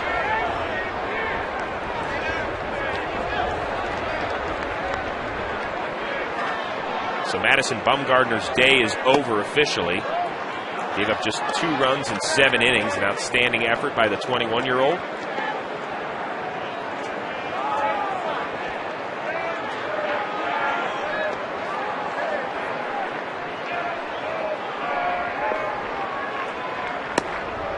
Outside. Frieri gave up a run this week against the Arizona Diamondbacks. It snapped a scoreless streak of 10 2/3 innings to start his major league career. So they just keep adding more arms to the bullpen. Tapped foul. And you always hear about how important it is for guys in the bullpen to understand their roles, Kevin Millar. I mean, they know they're playing a 6-inning game. If their starter goes any further, it's ice on the cake. But you bring in these guys, and here's Ernesto, that just absolutely throws an awkward situation if you're right-handed. He's got 3-quarter delivery that he drops down. He's got a good breaking ball. But they just keep the ball down. They get their ground balls, and they move on. Well, he's no gem for left-handed hitters who are just 1 for 12 against him.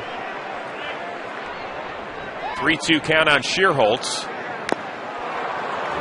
Stays alive by tapping one foul.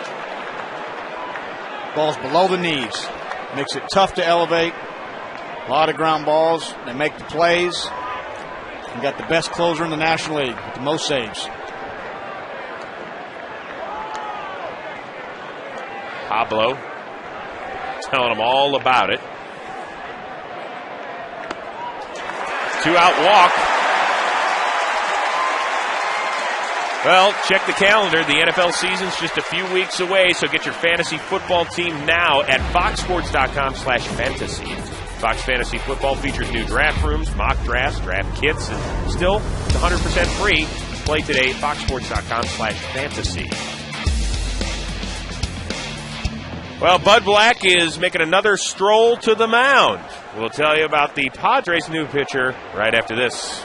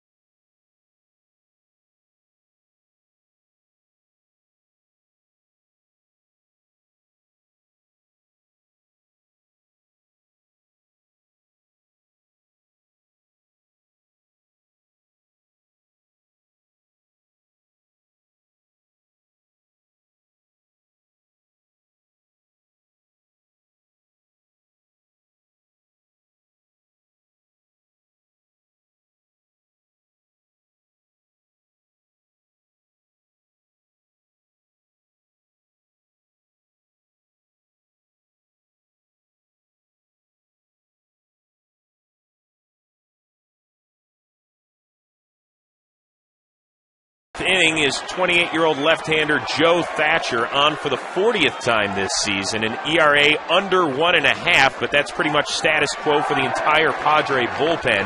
You look at their numbers, Kevin Millar, and it was pretty much unreal. Top of the class in every category. Every category. And Joe's got 33 strikeouts to 4 walks, and that's what we're talking about, pounding the strike zone. That's what this bullpen does. That's what this team does, and that's what they do is win.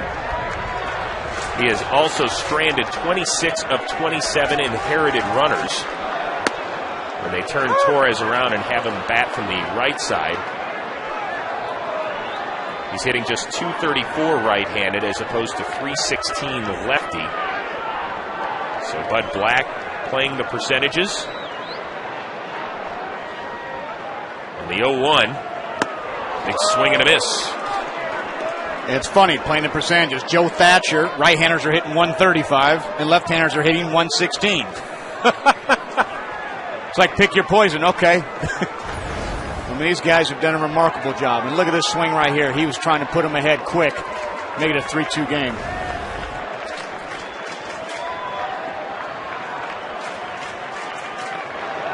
Shearholtz does have some speed at first.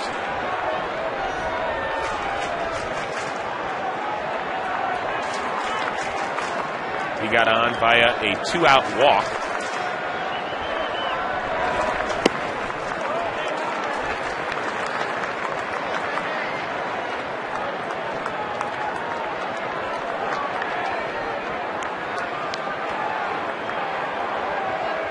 Luke Gregerson, who worked in last night's game, getting loose. And it's now 2-2 on Torres. Ball to the gap with Shearholtz's speed, and this game will be tied.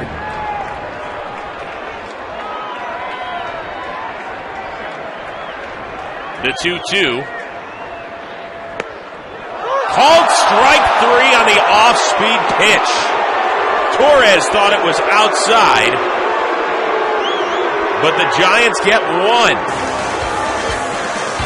And at the end of 7, it's 2-1 Padres.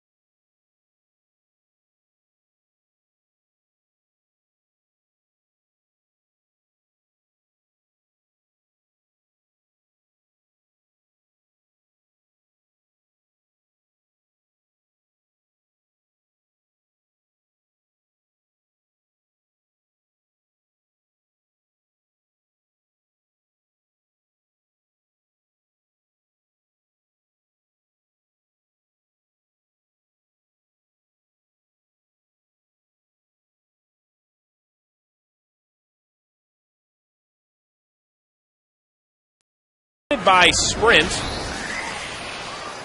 And the Giants have a new pitcher on the mound. It is right-hander Chris Ray. Getting ready to face Ludwig, Headley, and Hairston. Called strike. Ray came over on July 1st for catcher Benji Molina. Appearing for the Giants for the 19th time. You played with him in Baltimore. Yeah, in 2006 he had 33 saves with us there, and then that obviously had the Tommy John ligament. And I think last year was the first time he's been back in after a year of surgery. And there is a leadoff single for Ryan Ludwig, the guy who came over on July 31st in a 3-team deal from the St. Louis Cardinals, and Ken Rosenthal, was this the guy they originally wanted? Actually, it wasn't, Chris. Their initial target was Jake Westbrook, but they ultimately got him and then flipped him and a prospect for Ludwig because they believed Ludwig could make a greater impact on their team. Problem is, they still would like to add another starter, but very few are getting through waivers. There's a chance Chris Young could come back from his shoulder injury. They've got Tim Stauffer. They can move him into the rotation. They've also got a prospect named Corey Lupke, who's doing well down at AAA. So they have options, but not necessarily the ones that they would want. Ball ripped past Fontenot by Chase Headley. He has his second hit of the day. And it's 2 on, nobody out for the Padres here in the 8th. We talk about Chris Young, a guy who made 1 start the first week of the season, 6 shutout innings, and he had to shut it down because of shoulder issues. He did throw twice on the side this week.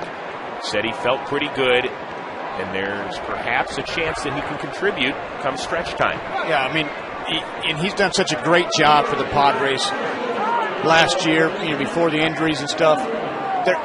If they get him back, it almost becomes unfair if he comes back to the form that he was accustomed of doing well. And they're all big and strong and tall, and these starting pitchers they have with Garland and Latos, and they get Chris Young back. It was a tough squad. Well, Dave Righetti, a meeting on the mound as Mota and Lopez start to get loose in the Giants' pen. The Padres have a pinch hitter. It is Tony Gwynn Jr. He'll be hitting for Scott Hairston. You got to imagine that maybe he's in there to try and move the runners over. Could be a nice situation to bunt. You need to get these guys in scoring position, put the pressure on the defense. Gwynn hitting just .211 with 3 homers and 19 RBIs. 4 for 17 as a pinch hitter this year. The Giants expecting the bunt, and they get one, and it's a good one. Ray Fields throws to a covering Fontenot, and Gwynn does the job. Once again, little things adding up to big moments. Now we'll see how they execute this. I'm sure the Giants are going to play infield in with 1 out right here. They got medium depth right here.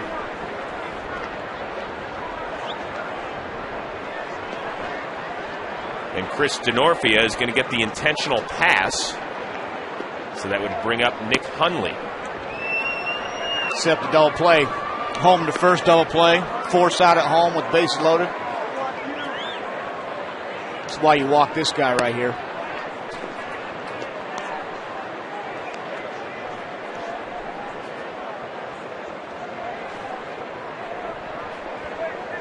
That'll bring up Nick Hundley. Snapped a 1 for 23 skid with a 4th inning double. This is one of those things they talk about speeding up the games. At some point, just put them on, the intentional walks. Well, quick reminder that every Tuesday on FoxSports.com on Lunch with Benefits, it's the cheap seats where I Skype with all the best in the big leagues. Fresh edition coming your way at 1 Eastern. This week, Giants All-Star closer Brian Wilson will actually be the guest host. He'll be a little busy, so Wilson taking a flip camera around with him. It's the weekend of Brian, and see it this Tuesday on FoxSports.com. That will be fun to watch. It'll be interesting. I'm going to tune in. He's a fun one. Ball in the dirt to Nick Hundley. 1 for 3 on the afternoon.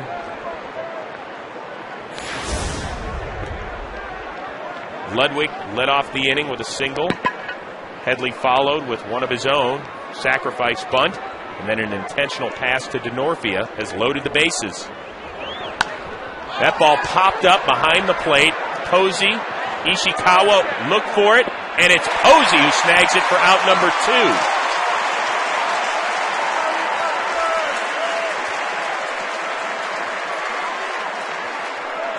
Big out right there for Chris Ray. And you can see right here Buster Posey up battling that Sun. And Sun is tough at this stadium right behind home plate. That ball goes up in it and you can't see a thing.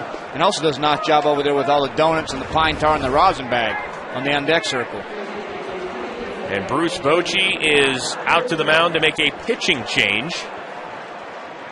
It'll be the lefty Javier Lopez coming on, as the Giants trail it 2-1.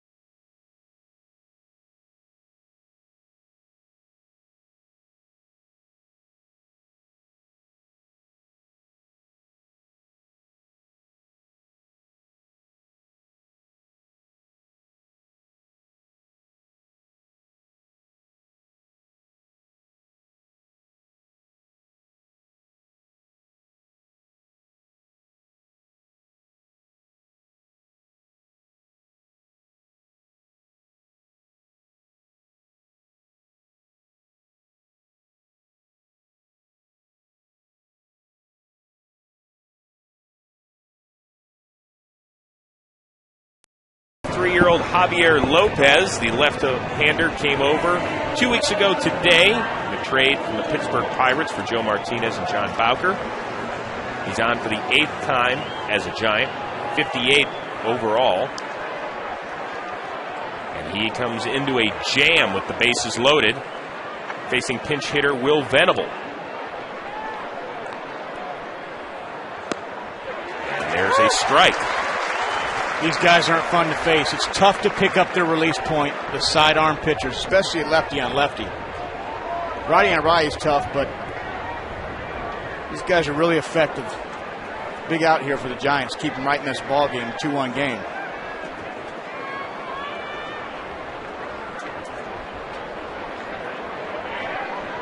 The 0-1 fouled away. You see right here with Javier drops down for lefty. It's that three-quarter sidearm delivery. It's hard to stay in as a hitter. It makes you almost bail out, and that's what makes it tough. You see that ball coming from behind you.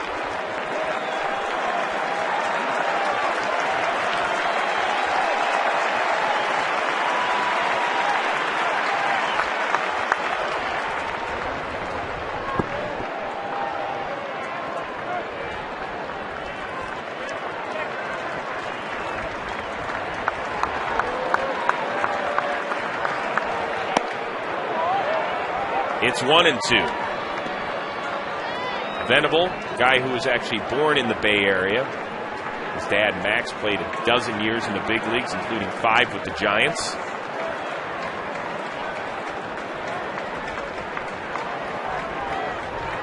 behind in the count.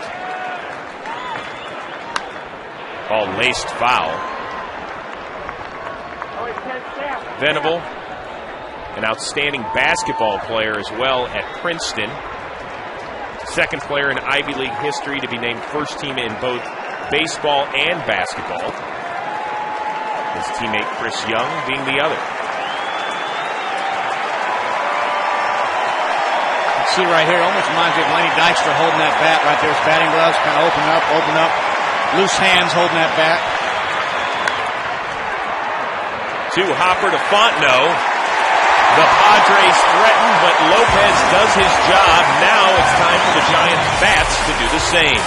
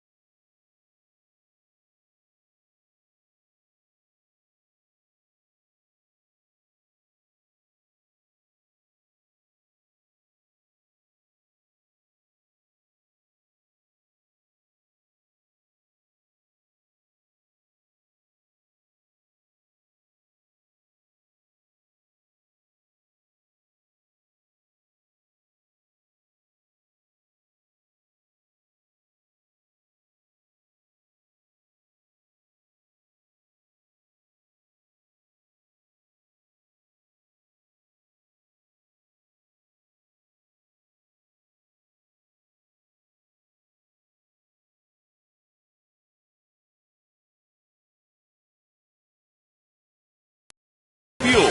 Prepare to win. By Verizon. The signal is yours. Wield it to transmit anything you want. Verizon. And by New Gillette Fusion Pro Glide. Turn shaving into gliding and skeptics into believers.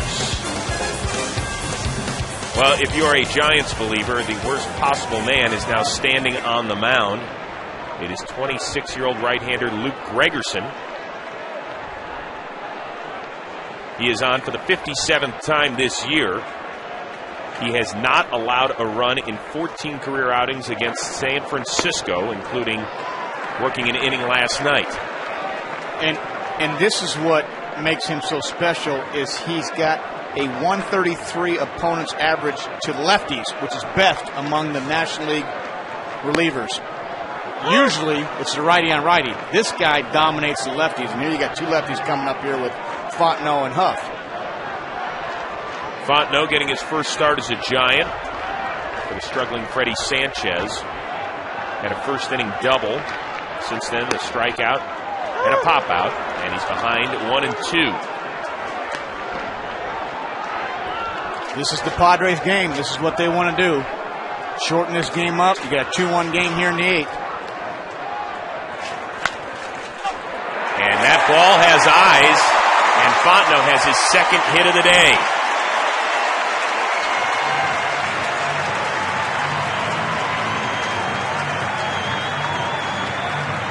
Well, now it's time for the Just for Men Keep Your Edge Spotlight. And the spotlight's shining brightest on the Padres starter, Matt Latos. Filthy stuff all day long. Spotted his fastball, big curveball. Dominated the Giants lineup. Tied a career high with 9 Ks. Gave up just the solo shot to Sandoval in his 6 innings of work. And just as Matt Latos gave the Padres the edge, you too can keep your edge with Just for Men Mustache and Beard.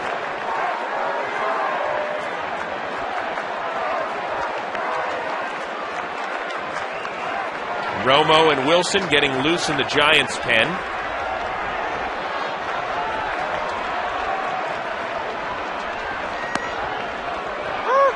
Called strike to Huff. And you better get to the Padres this inning. They are a league best 57-1 when leading after 8. How about that stat right there? 57-1 when leading after 8 innings. Amazing. The 0-1. There's a ball hammered to right.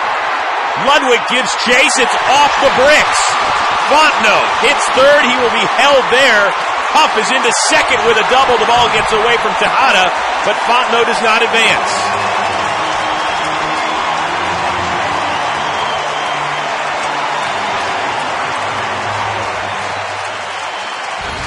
Right here, Huffy gets a breaking ball down in the zone to lefty. You don't want to go there. Off the wall in right field. He thought he had it. He might put another post-it note. That's number 7 this park is taken away from him. So he's got 27 on the year in his brain. But a great job, and the Giants got something going. Huff with his 28th double of the year. Fontenot obviously did not get a great read on that ball. Yeah, you can see right there. You didn't know. You never know in this stadium, but it hit the hot top part of this right field wall. But they're okay, second, third, nobody out, and the stadium is now rocking. And now this sounds like October baseball. Pat Brawls standing in.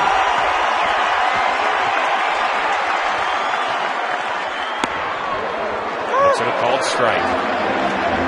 Funny to see Pat right now.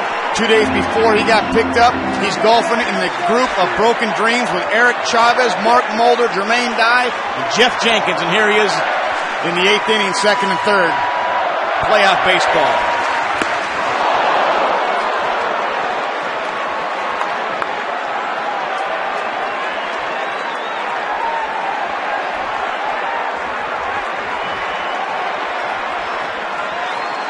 Fly ball will do the job and tie the game.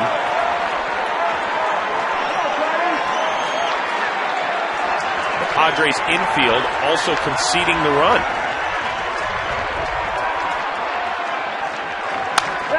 And here it comes. The ground ball to Harrison has tied things up.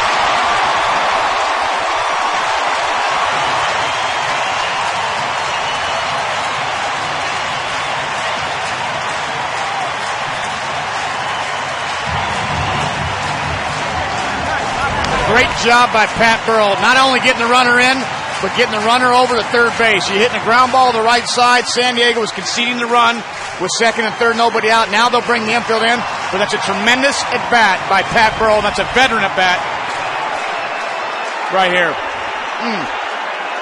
Burrow won a game on Monday with a walk-off sac fly. Now he does the job on the ground. The rookie Buster Posey now taps one foul. And here was part of Pat Burrell's week on Monday. That sac fly won it against the Cubs. Then on Wednesday, the solo homer off of Justin Berg, and the Giants win at 5-4. Then on Thursday, he was busy not once, but twice. And that included a grand slam off of Randy Wells. One hopper to Tejada, who snags it. Hit sharply, but right at a man, and there's 2 down. Oh, is that a big out right there? And Tejada looking at his fingers, too. Oh, it had a little smoke on it. I'm telling you right, a breaking ball, a little more of the plate. But you see the infield in right here, and Tejada getting down. That ball's not going by you as an infielder. He might have broke 4 fingers, but I tell you what, he's going to get that out. Nice play right there by Miggy. More time, you think. Make a nice throw to first base. So now it's up to Pablo Sandoval, and all he did in his last plate appearance was go deep. And the Padres are not going to give him a chance to be the hero. Nope, they're going to go off the righty. Juan Uribe on deck, looking to hurt somebody's feelings. Now here's why they're giving him a free pass. Sandoval homered for the second time in 3 days. And Matt Latos said, yeah, I threw it up here, and he hit it out there. And Matt Latos is 6'6", and you know if his hand's going up there by his head, that ball was way above the strike zone. So runners at the corners now for Juan Uribe, who is hitless in 4 lifetime at-bats against Gregerson with 3 strikeouts.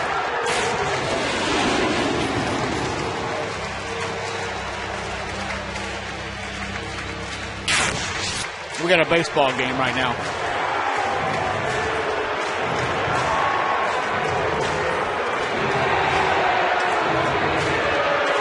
The Padres have won 8 of 9 meetings against the Giants this year. They lead the NL West by 3.5 games over San Francisco.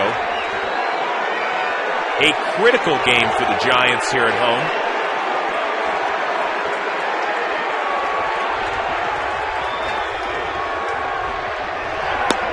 Swing and a miss.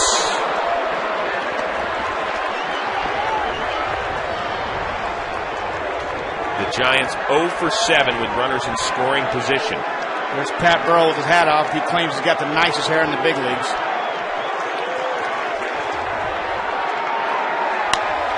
That ball is smacked to left, but Venable is there, and that'll do it. But the Giants do tie it on the ground out by Burrell. It's 2-2 to the 9th.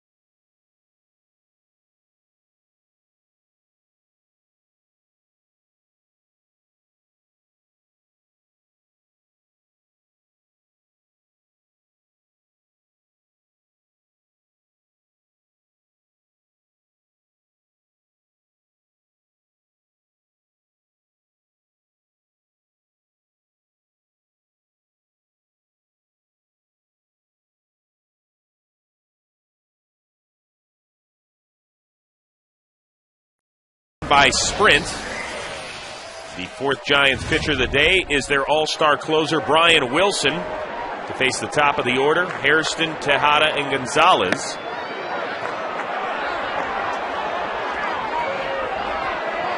Wilson with 33 saves, second most in baseball behind Padres closer Heath Bell. He's on for the 50th time this season. That ball hit high. Here comes Burrell near the line. And there is out number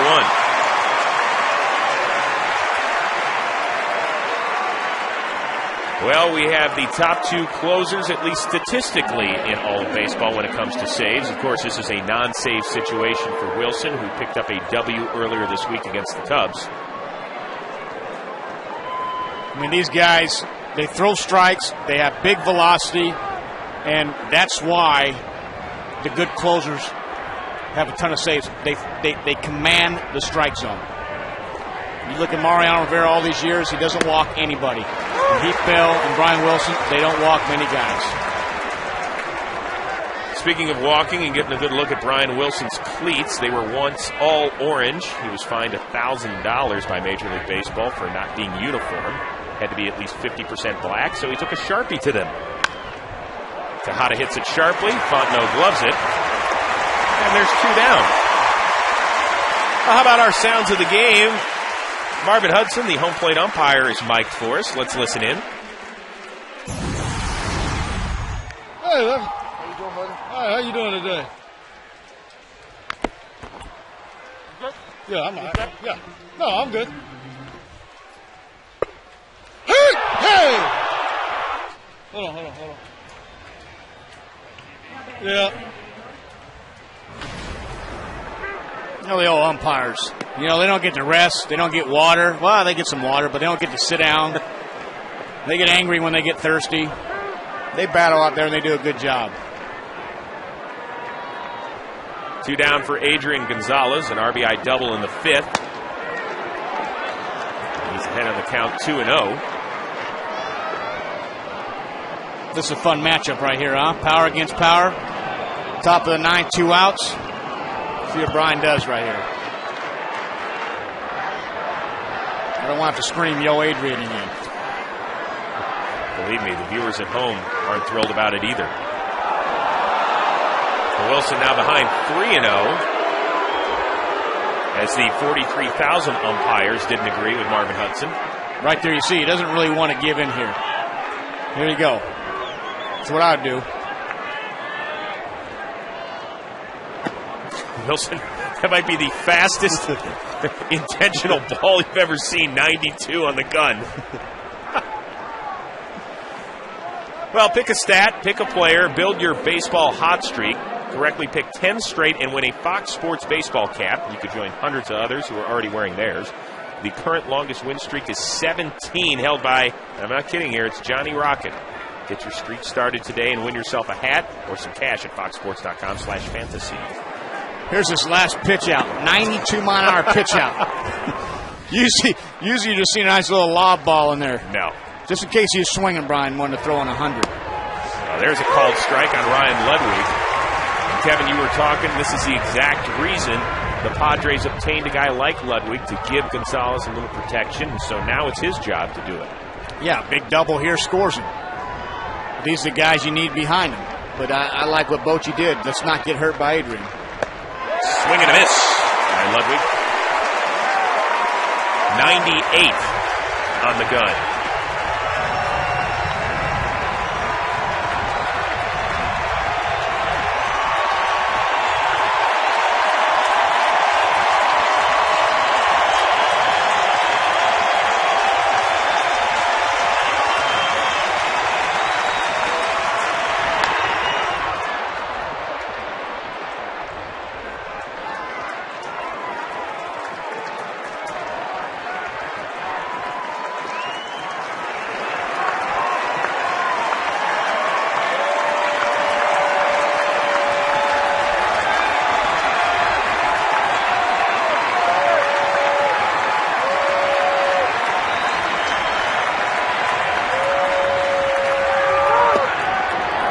Stop in the dirt by Posey. It's 2-2. Pardon me, it's 1-2.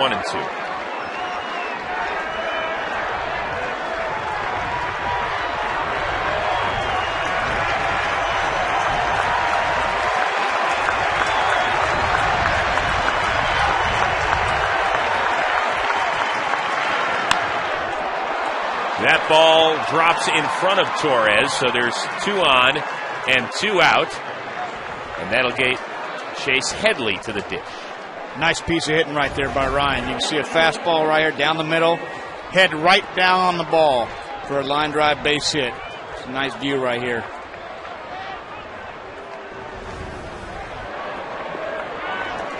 That's why they got you, Ryan. Headley has had a solid day, an RBI double in the first. Reached on an error in the fourth, a ground out in the fifth, and then a single in the eighth.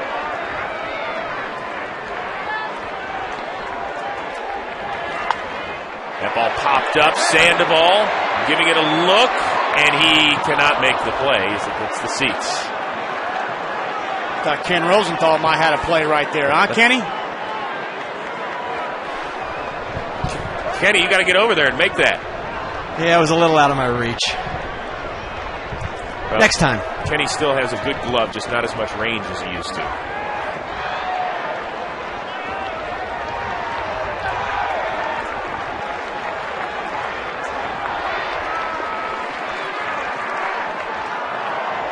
Wilson gives a check on Agon.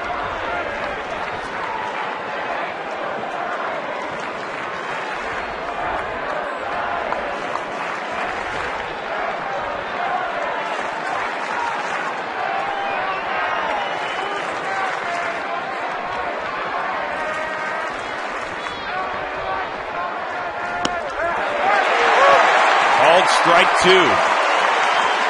Nice pitch right there. This is what you call a backdoor slider. See Buster set up on the outside. That ball starts away and curves right around the plate. Nice pitch by Brian.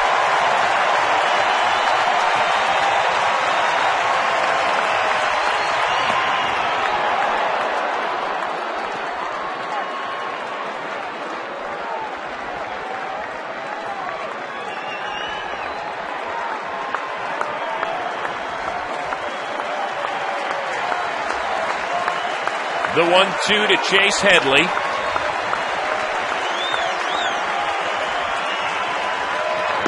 Swing and a miss.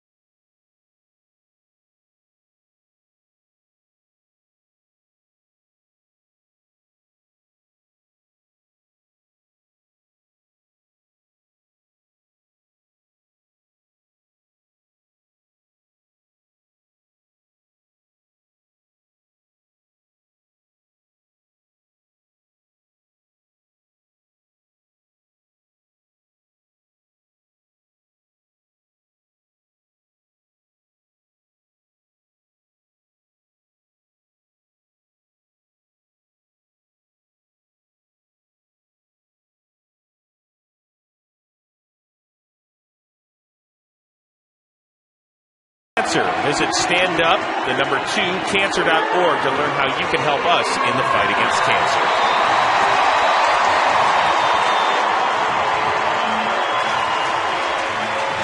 The Giants tied it in the 8th on a ground out by Burrell. They have a chance now for their 6th walk-off win of 2010, and you can see the newest Giant, Jose Guillen, in the on-deck circle.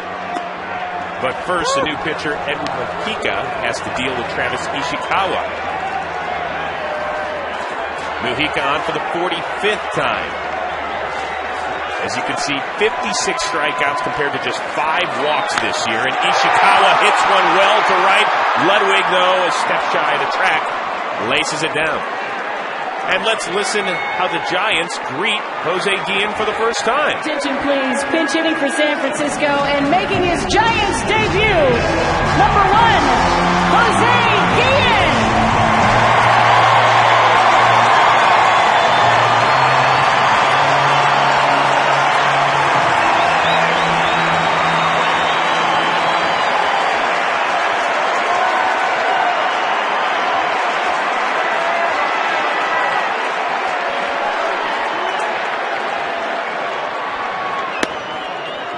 Guillen looks at a called strike.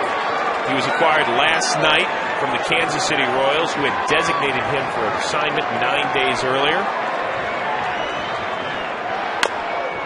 Ball tapped foul.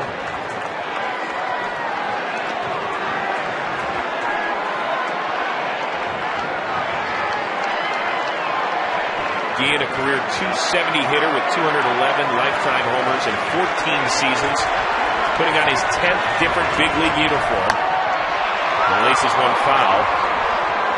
How's that heart pumping right now for him? It's pumping. Doesn't matter how many at-bats you have in the big leagues, how many years you got, you're fired up. This is an exciting time. Can you imagine hitting a walk-off home run first bat for a team?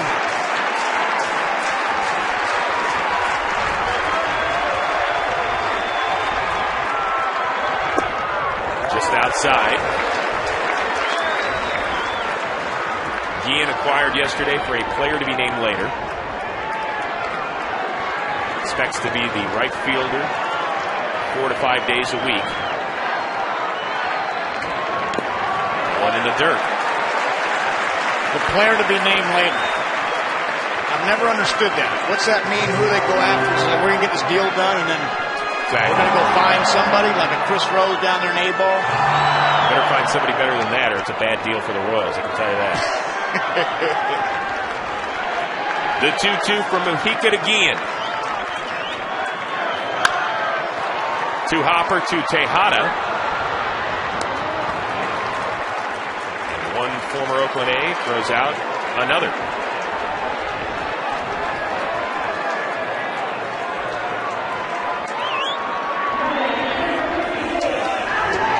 Two down for the leadoff man, Andres Torres. He had a double in the third, but other than that, it's been 3 strikeouts.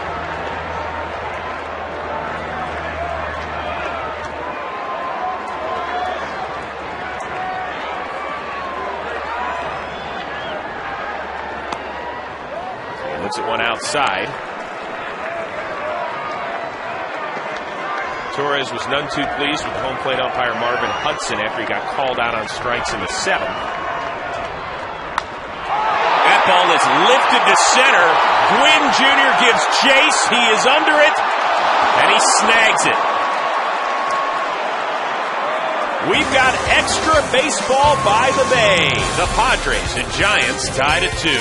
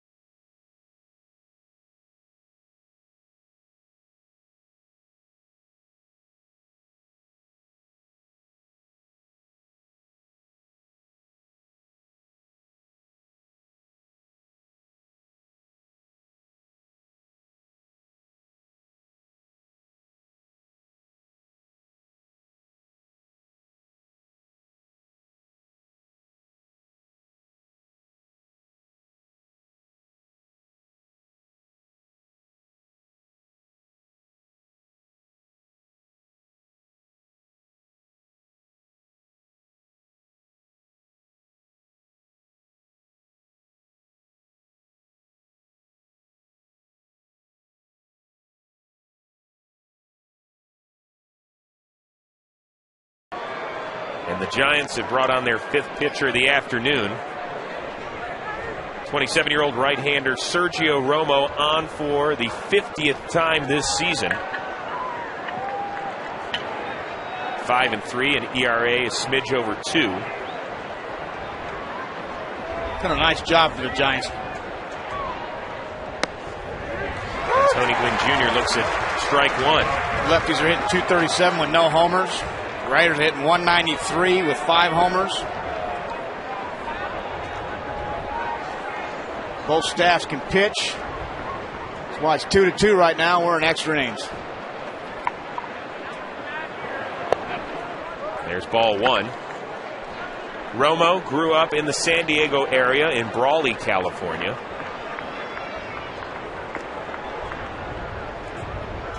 A 28th round draft pick in 2005. And he has become a critical part of this bullpen in San Francisco. It's called strike 2. It has been Bumgarner, Ray, Lopez, Wilson, and now Romo for San Francisco.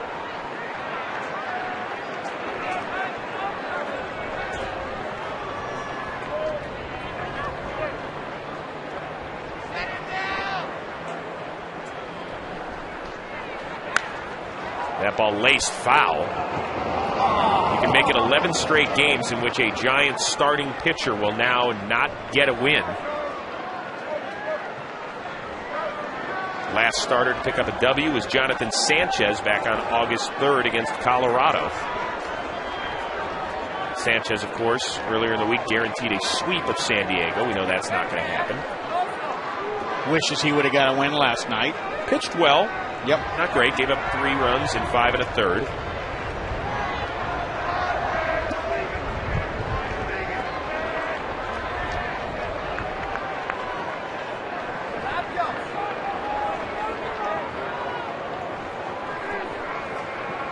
The 1-2 delivery by Romo. It's 2-2. Good take right there by Gwynn. Took that ball like I knew it was coming.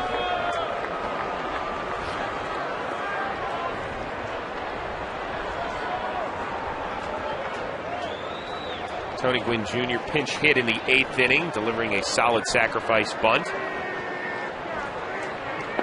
Looking for an official plate appearance. And now he's going to have one. Ishikawa gloves it and takes it himself for the first out.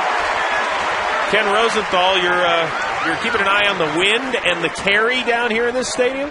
I am, Chris, and so are the Giants players. After that ball by Andres Torres was caught at the wall, Aubrey Huff came up to me and said, "Boy, the ball really carries here, doesn't it?" Quite sarcastically. And here was his reaction last night after he got robbed by the weather, the elements, and everything in between. Got one of those Posty notes, too. Posty notes? I told you, he's got 7 of them now. He thinks in his mind he's got 27 homers. Well, a guy that can leave the yard is now at the dish. It's 42-year-old Matt Stairs.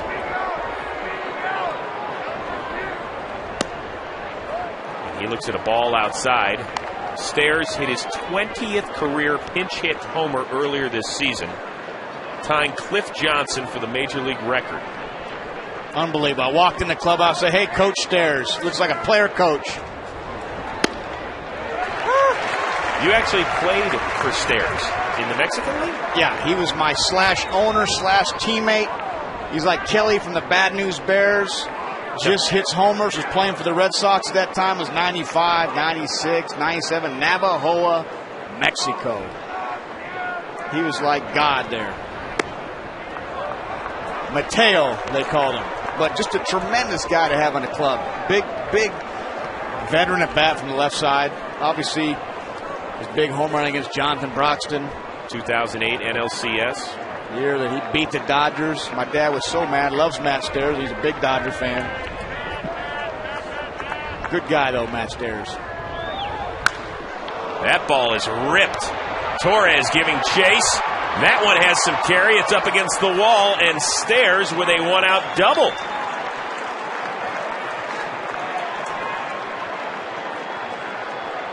Here's Matt right here being Matt. Gets a fastball, 2-1 fastball right there and hits it right where it's pitched to the 404-foot sign in big left center field. San Fran. Nice job of pinch hitting right there by Matt.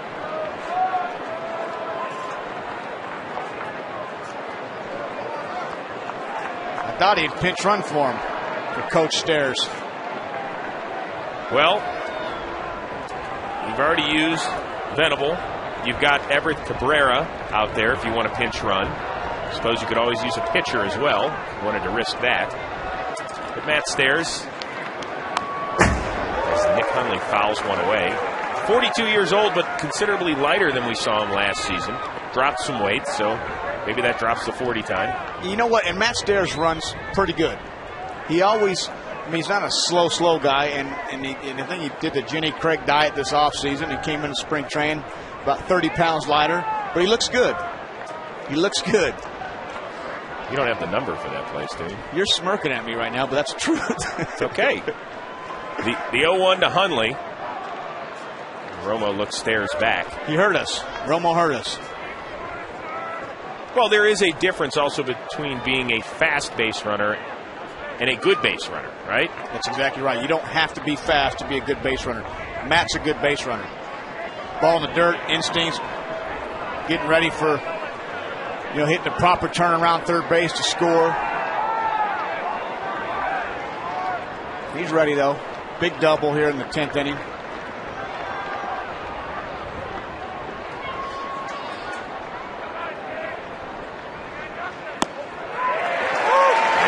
Strike. Romo is ahead 0-2.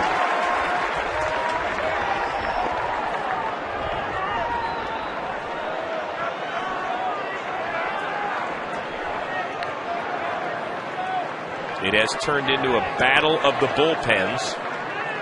Two of the best in the bigs.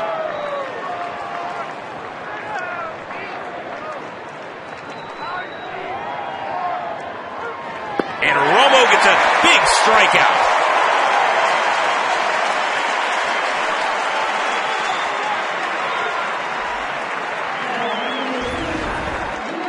Romo with a nice breaking ball at 3/4. Hundley bailing.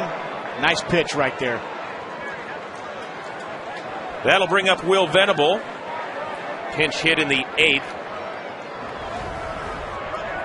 With the bases loaded and grounded out to end the frame.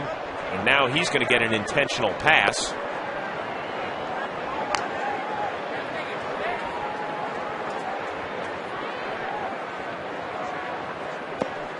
The Giants want to face the right-handed Hairston Jr. instead of the left-handed hitting Venable.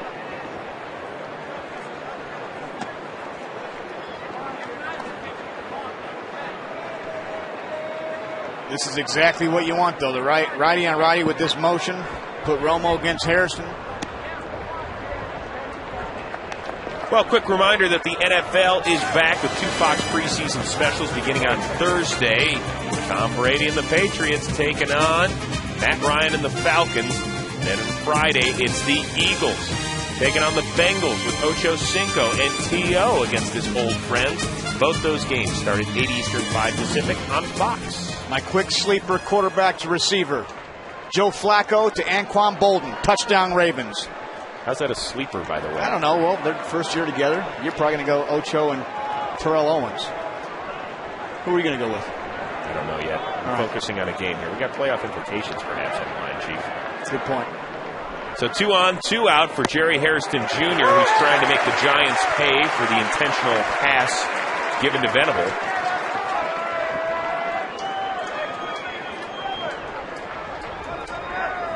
Hairston, 2 for 5 on the day, a couple of singles and 3 flyouts to Pat Burrell.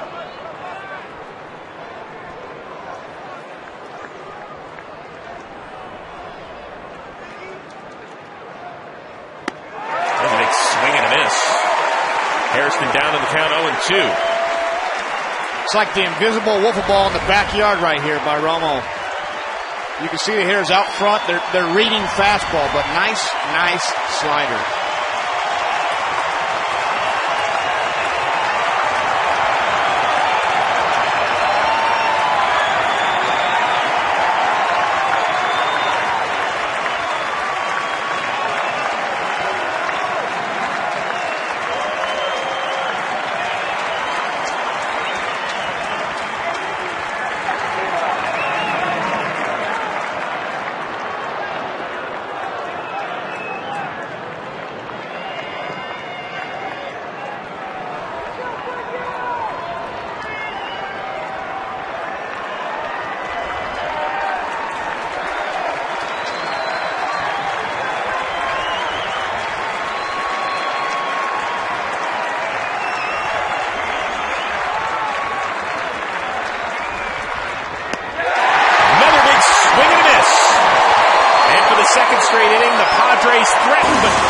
push anything across.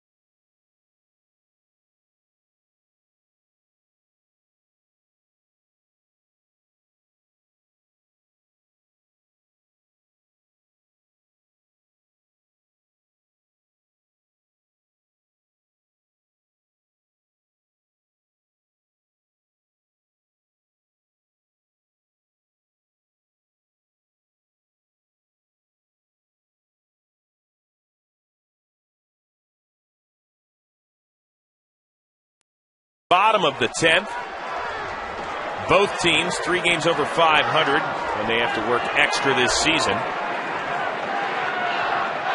Mike Fontenot stepping in against the 6th Padres pitcher, Mike Adams, the right-hander, on for the 47th time this season. Yet another guy out of that pen who has an ERA under 2. Doesn't get easier. They keep coming in, and coming in. Fontenot, a solid first start for the Giants. Taps one to Adams. And he is out number 1.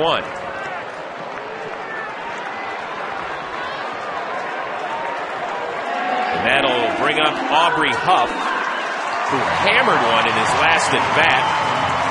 A double in the 8th that ricocheted off the wall.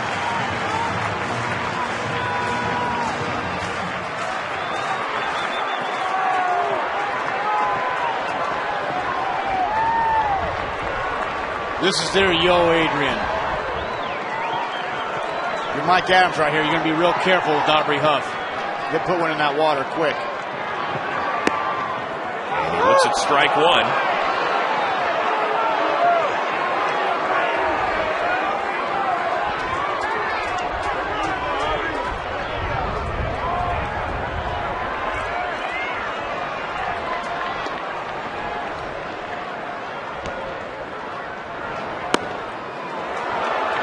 Behind 0-2.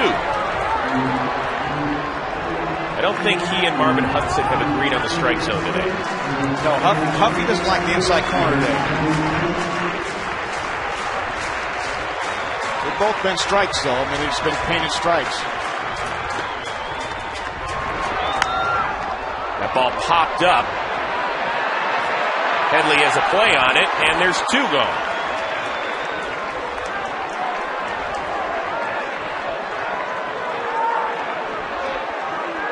Tough day for Pat the Bat, who is 0 for 4. However, his ground out in the 8th did tie this game.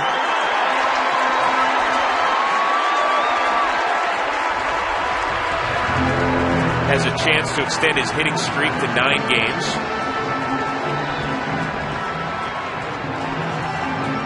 It's been a monster week for him. won the game against the Cubs on Monday with a sac fly. Go-ahead homer in Wednesday's game, a 2-homer game on Thursday, including a grand slam. This will be the culmination to a wonderful week for the man who grew up in the Bay Area.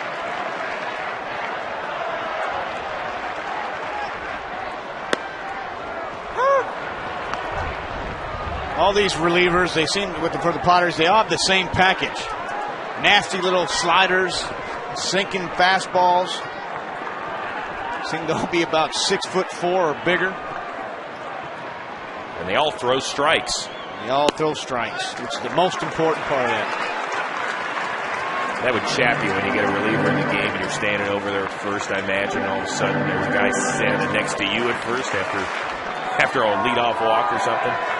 And the walks are what just bogs you down as a team, and this Padre bullpen and Padre staff really pounds that zone. Good off-speed pitch, but a little high. He got away with one right there, too. Those are the ones that end up, they're all bouncing at home plate.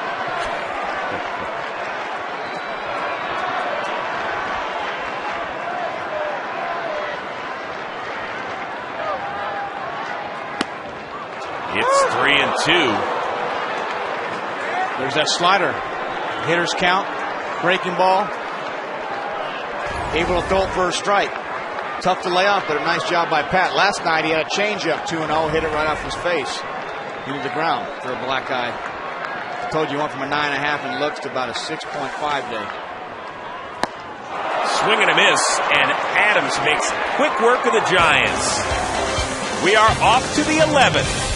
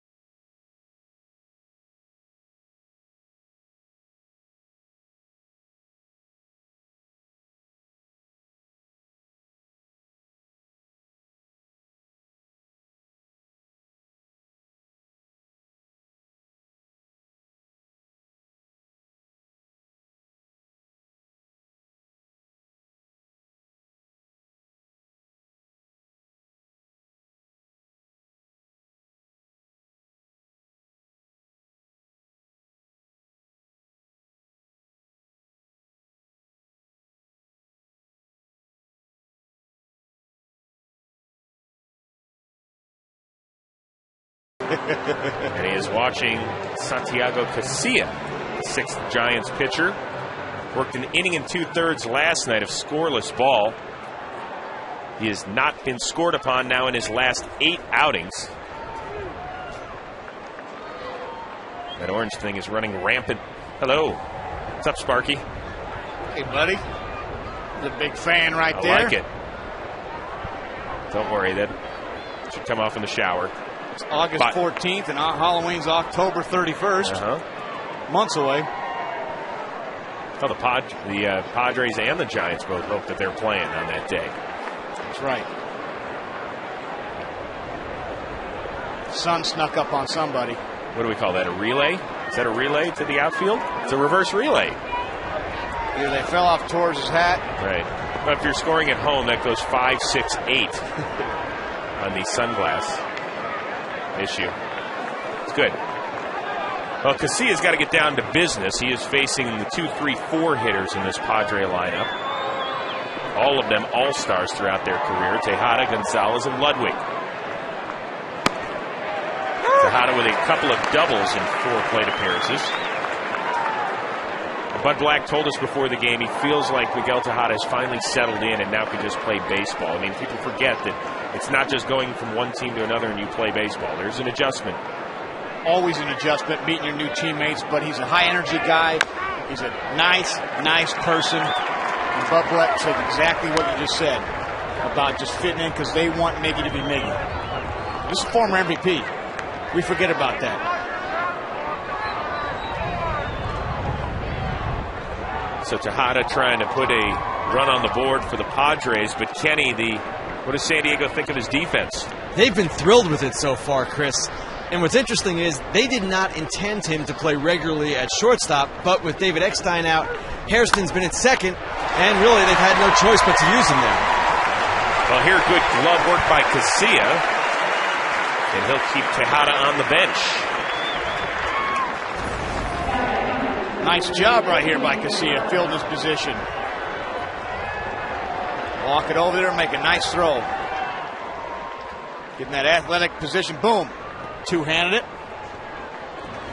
Did you ever get a little worried taking the throw at first from pitchers because they have so much movement on the ball? We just never know. Sometimes they'll lob it over to you. Sometimes they're going to crow hop and throw 100. Sometimes it's a sinker.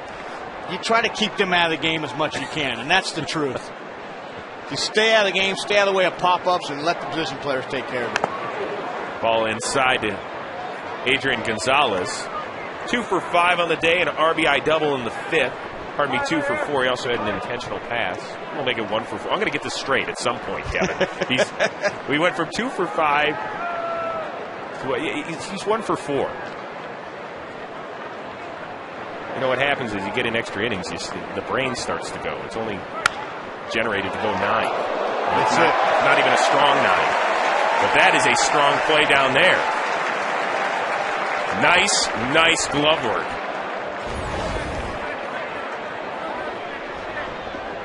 Nice job, huh? Where was that guy in Houston next to the girl on the foul ball? Yeah, the guy that dove out of the way with his girlfriend? Yeah. This guy's the one I want in my foxhole. Yeah. Wow. I mean, around the pole. He went around the pole. I'm telling you, he saved somebody there. That was a great play. He needs to be a ball boy here for the Giants. Well, this is the Kevin Millar Idiot Award from down in Houston. Look at that. Yeah, girl gets hit by the foul ball because homeboy jumps out of the way. That's not the guy you want in your foxhole. He will shoot you and hide behind you, Chris. And look at this girlfriend making fun of him. Somebody straighten his hat out, please. Worst boyfriend. There's a tapper foul. We can amend that to worst ex-boyfriend. Apparently, Sarah kicked Bo to the curb. Not joking. I think it's over. You think that's over? No, she said it's not because of that. That was like the last straw. I mean, I know you don't want your girl getting hit on at the game, especially by a foul ball. That's the worst. She'll be on The Bachelorette coming up here in the next couple of years.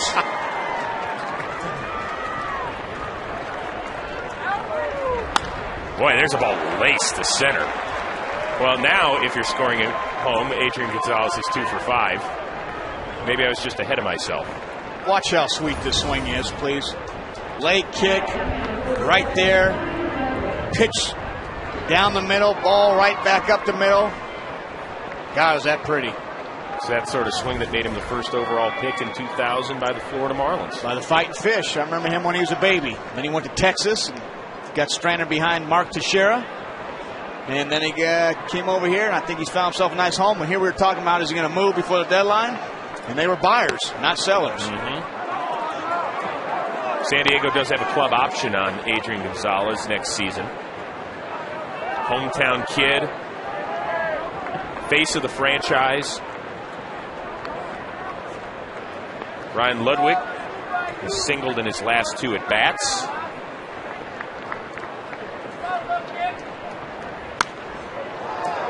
Adrian's a real soft-spoken young man.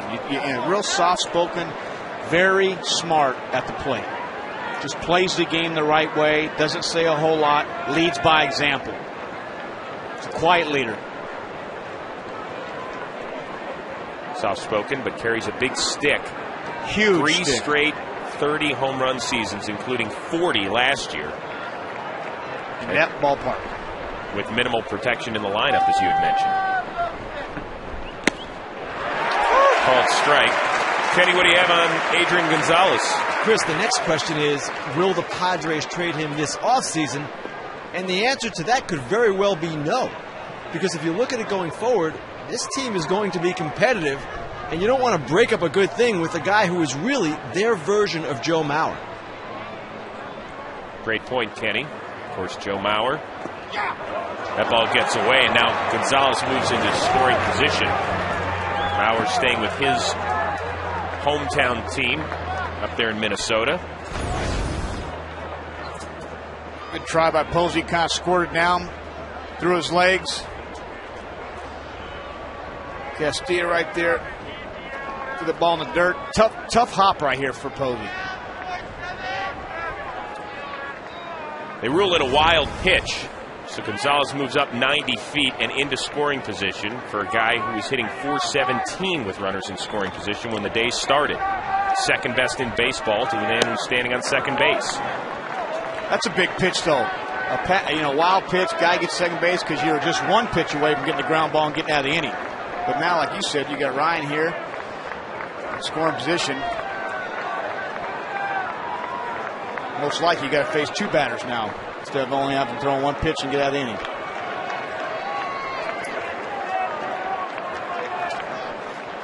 Raises his game with runners in scoring position. .417. The 3-2 delivery by Casilla. We'll have to wait. The Padres in the top 5 in baseball with runners in scoring position, but today just 2 for 16.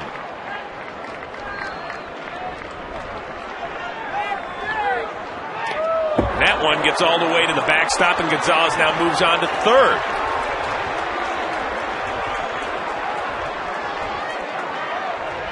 So not only does Ludwig get on, but Gonzalez, more importantly, moves up, and he's just 90 feet from giving the Padres the lead. I mean, Santiago's not giving Buster much of a chance, even though Buster right there has to hit both knees down on the ground and find a way to block that ball. It's a little bit of a natural reaction to lift our head up, but, those are very tough balls to block, but that's the inexperience a little bit behind the plate from Buster Posey. And the experienced Guillermo Mota trots down to the pen.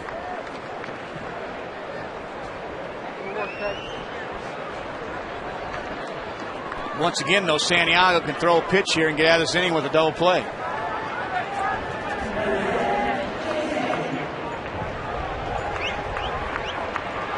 Chase Headley, a couple of hits and RBI today.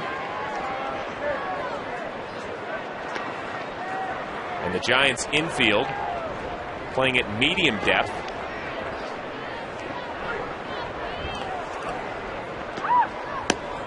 Of course, the Padres scored last night the go-ahead run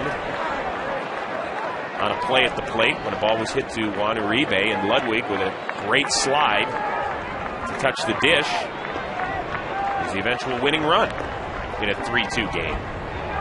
Here, runners at the corners, 2-2 in the 11th, 1 down.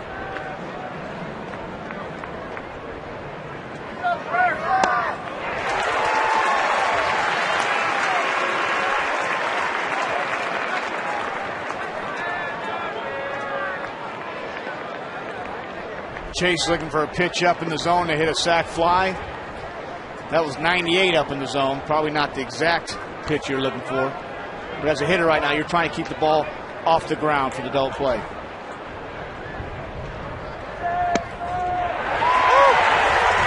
And Casilla gets ahead.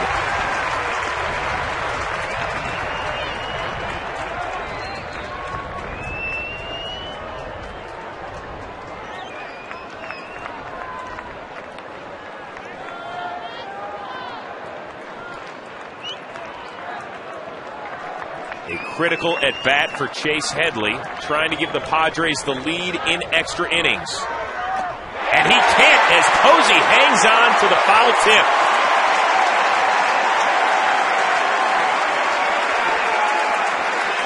Right here is just high heat. I'm not throwing another breaking ball dirt, he said. I'm going with the high heat, and blew it by Chase. And a great job by Posey to hang on to that. I mean, how many times have you seen a foul tip nick off the catcher's glove? Yeah, you see it a lot. Right there, obviously stayed in his glove. Tony Gwynn Jr. bats for the third time. Sandoval playing in at third.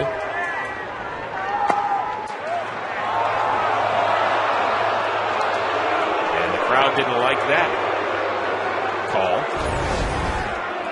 It was a tad inside, maybe a tad up. Close. Buster doing a nice job framing that, bringing that back in to look like a strike.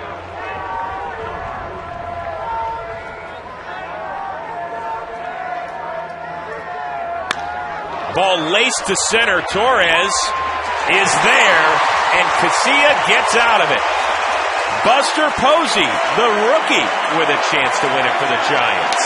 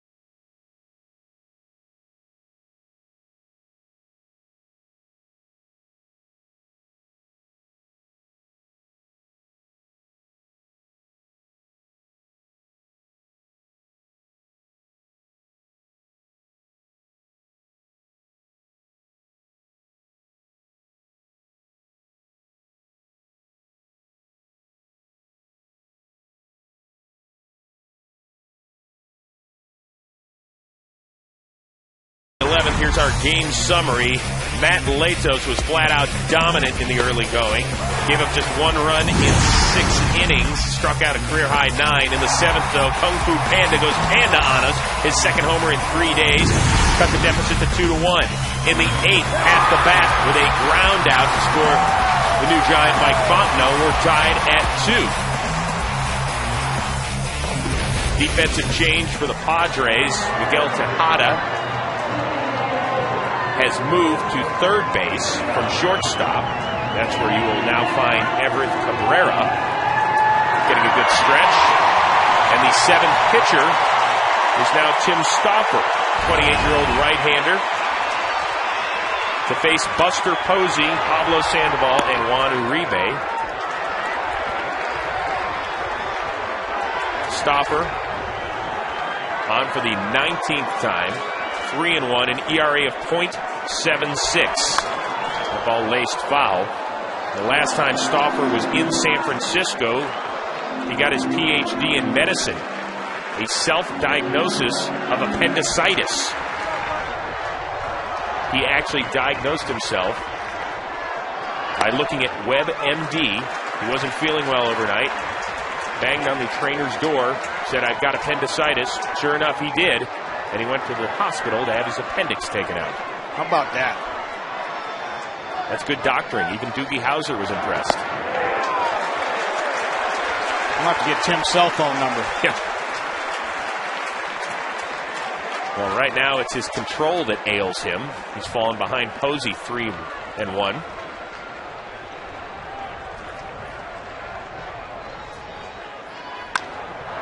Ball back up the middle, and the Giants have the leadoff man on, and Posey's going to try and stretch it, and he makes it into second with a headfirst dive.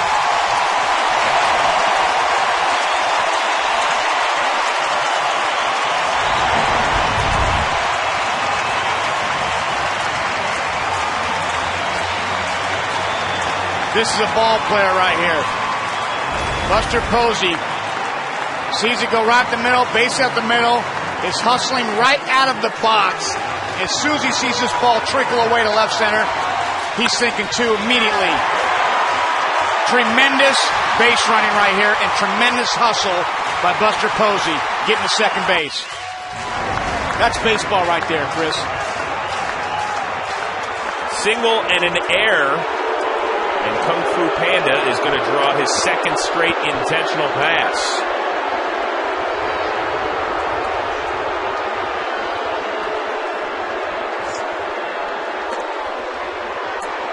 Great base running. DeRosa told us about him and just loves the makeup that Buster Posey has at such a young age. To come in basically a major league team and just hit fourth in the lineup. Keep his head above water, plays the game the right way. He's going to get better behind the plate. Showing you he can hit.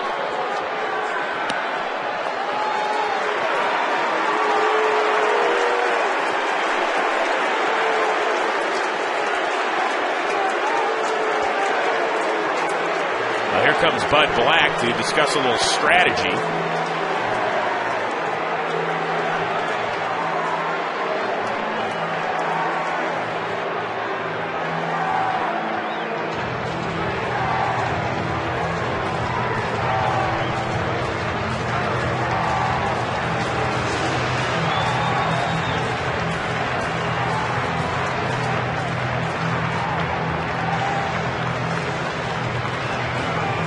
Well, in case you're wondering, Juan Uribe, 0 sacrifice bunts this year. That's the man at the dish. So what do you do if you're Bruce Bochy? I'm letting him hit. Obviously, he hasn't bunted all year. Let him hit. You're at home. It's a big bat in your lineup.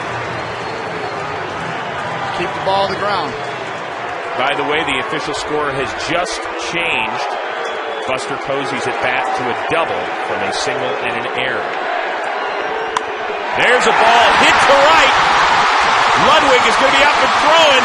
Posey trying to score. He slides safely, and the Giants win.